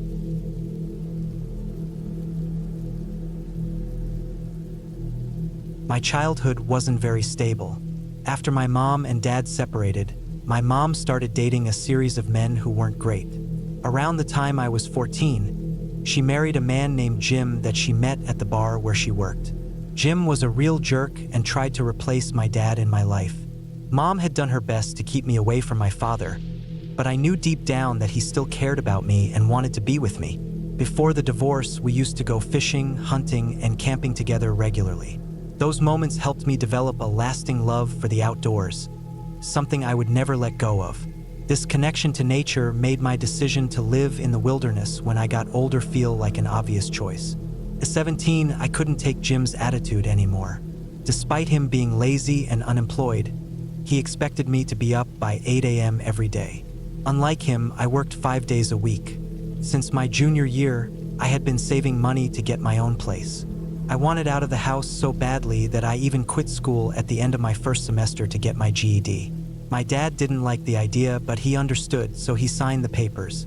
On my days off, I felt I had earned the right to sleep in, but Jim didn't agree. At the time, I had a lot of pressure at work, and when Jim came in yelling for me to wake up, I snapped and told him to leave me alone. He looked like he was about to hit me, and without thinking, I shoved him to the ground. That was the turning point. I knew he'd call the cops, so I quickly packed up my backpack and left. With no clear plan and no car, I wandered around town, unsure of what to do.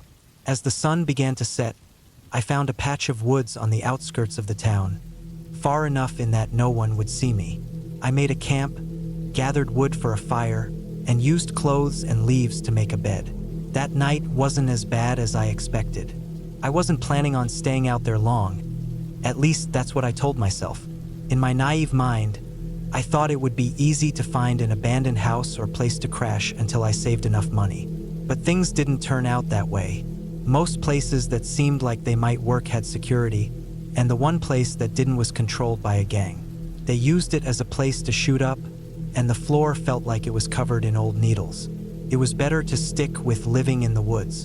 Another weekend was approaching, and I knew I needed sleep and safety.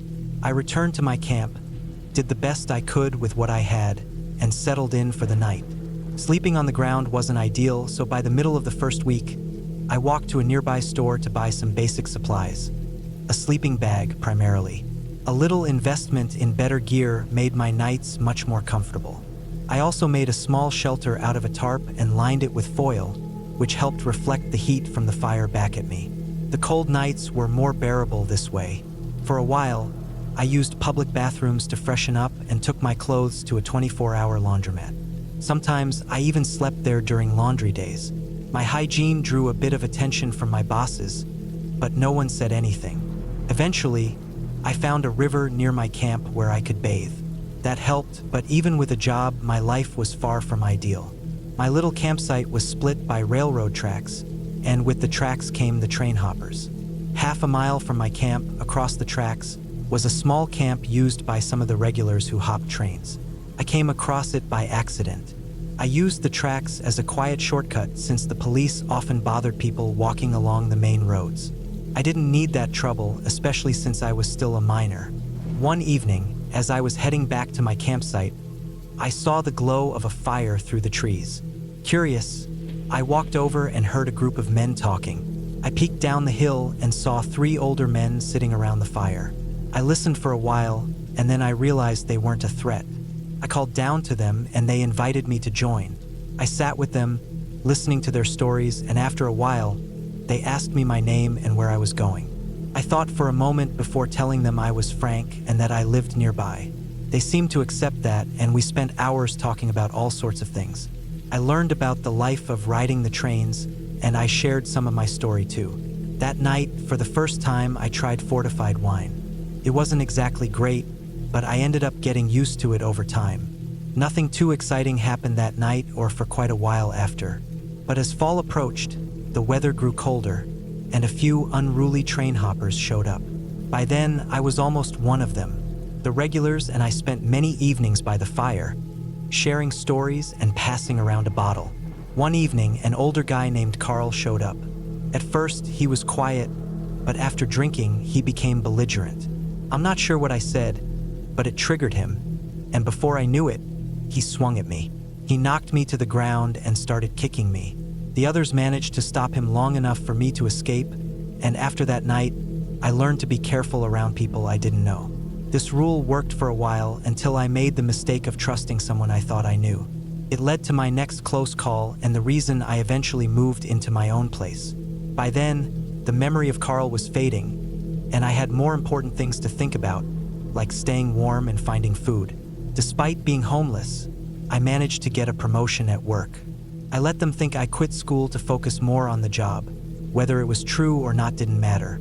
The promotion came with a raise, and for the first time in a while, I could afford to live a little easier. One Saturday, while gathering wood, I noticed a guy around my age walking toward me. He had a backpack, and though I was wary, he seemed harmless.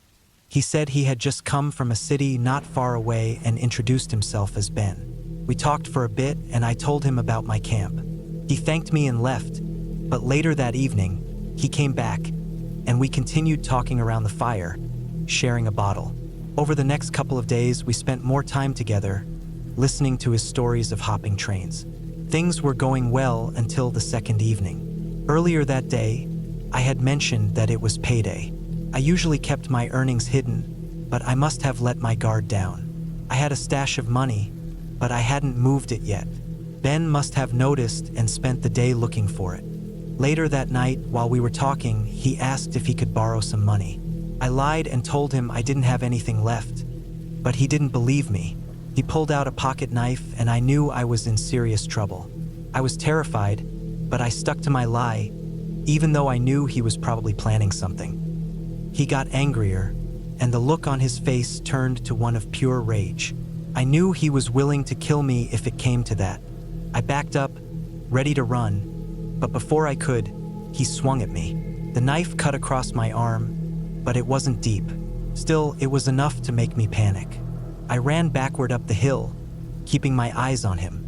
I had only taken a few steps when I saw a figure standing behind Ben. It was another regular from the camp, and he had something in his hand. I called out, and Ben turned around just as Johnny, holding a large axe handle, stepped into the light. Johnny told Ben to leave or he'd make him regret it. Ben didn't hesitate. He cursed Johnny and fled into the night. Afterward, Johnny told me he had been keeping an eye on Ben all evening, and when he heard him talk about me, he figured something was up.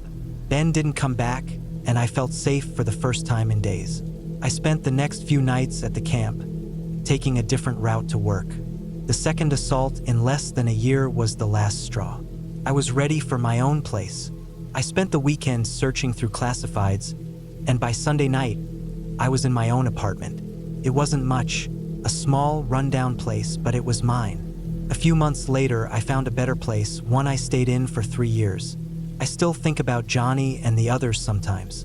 They weren't what you'd expect from people in that life, and I'm grateful for their help. But even with good people around, living rough isn't something I'd recommend to anyone.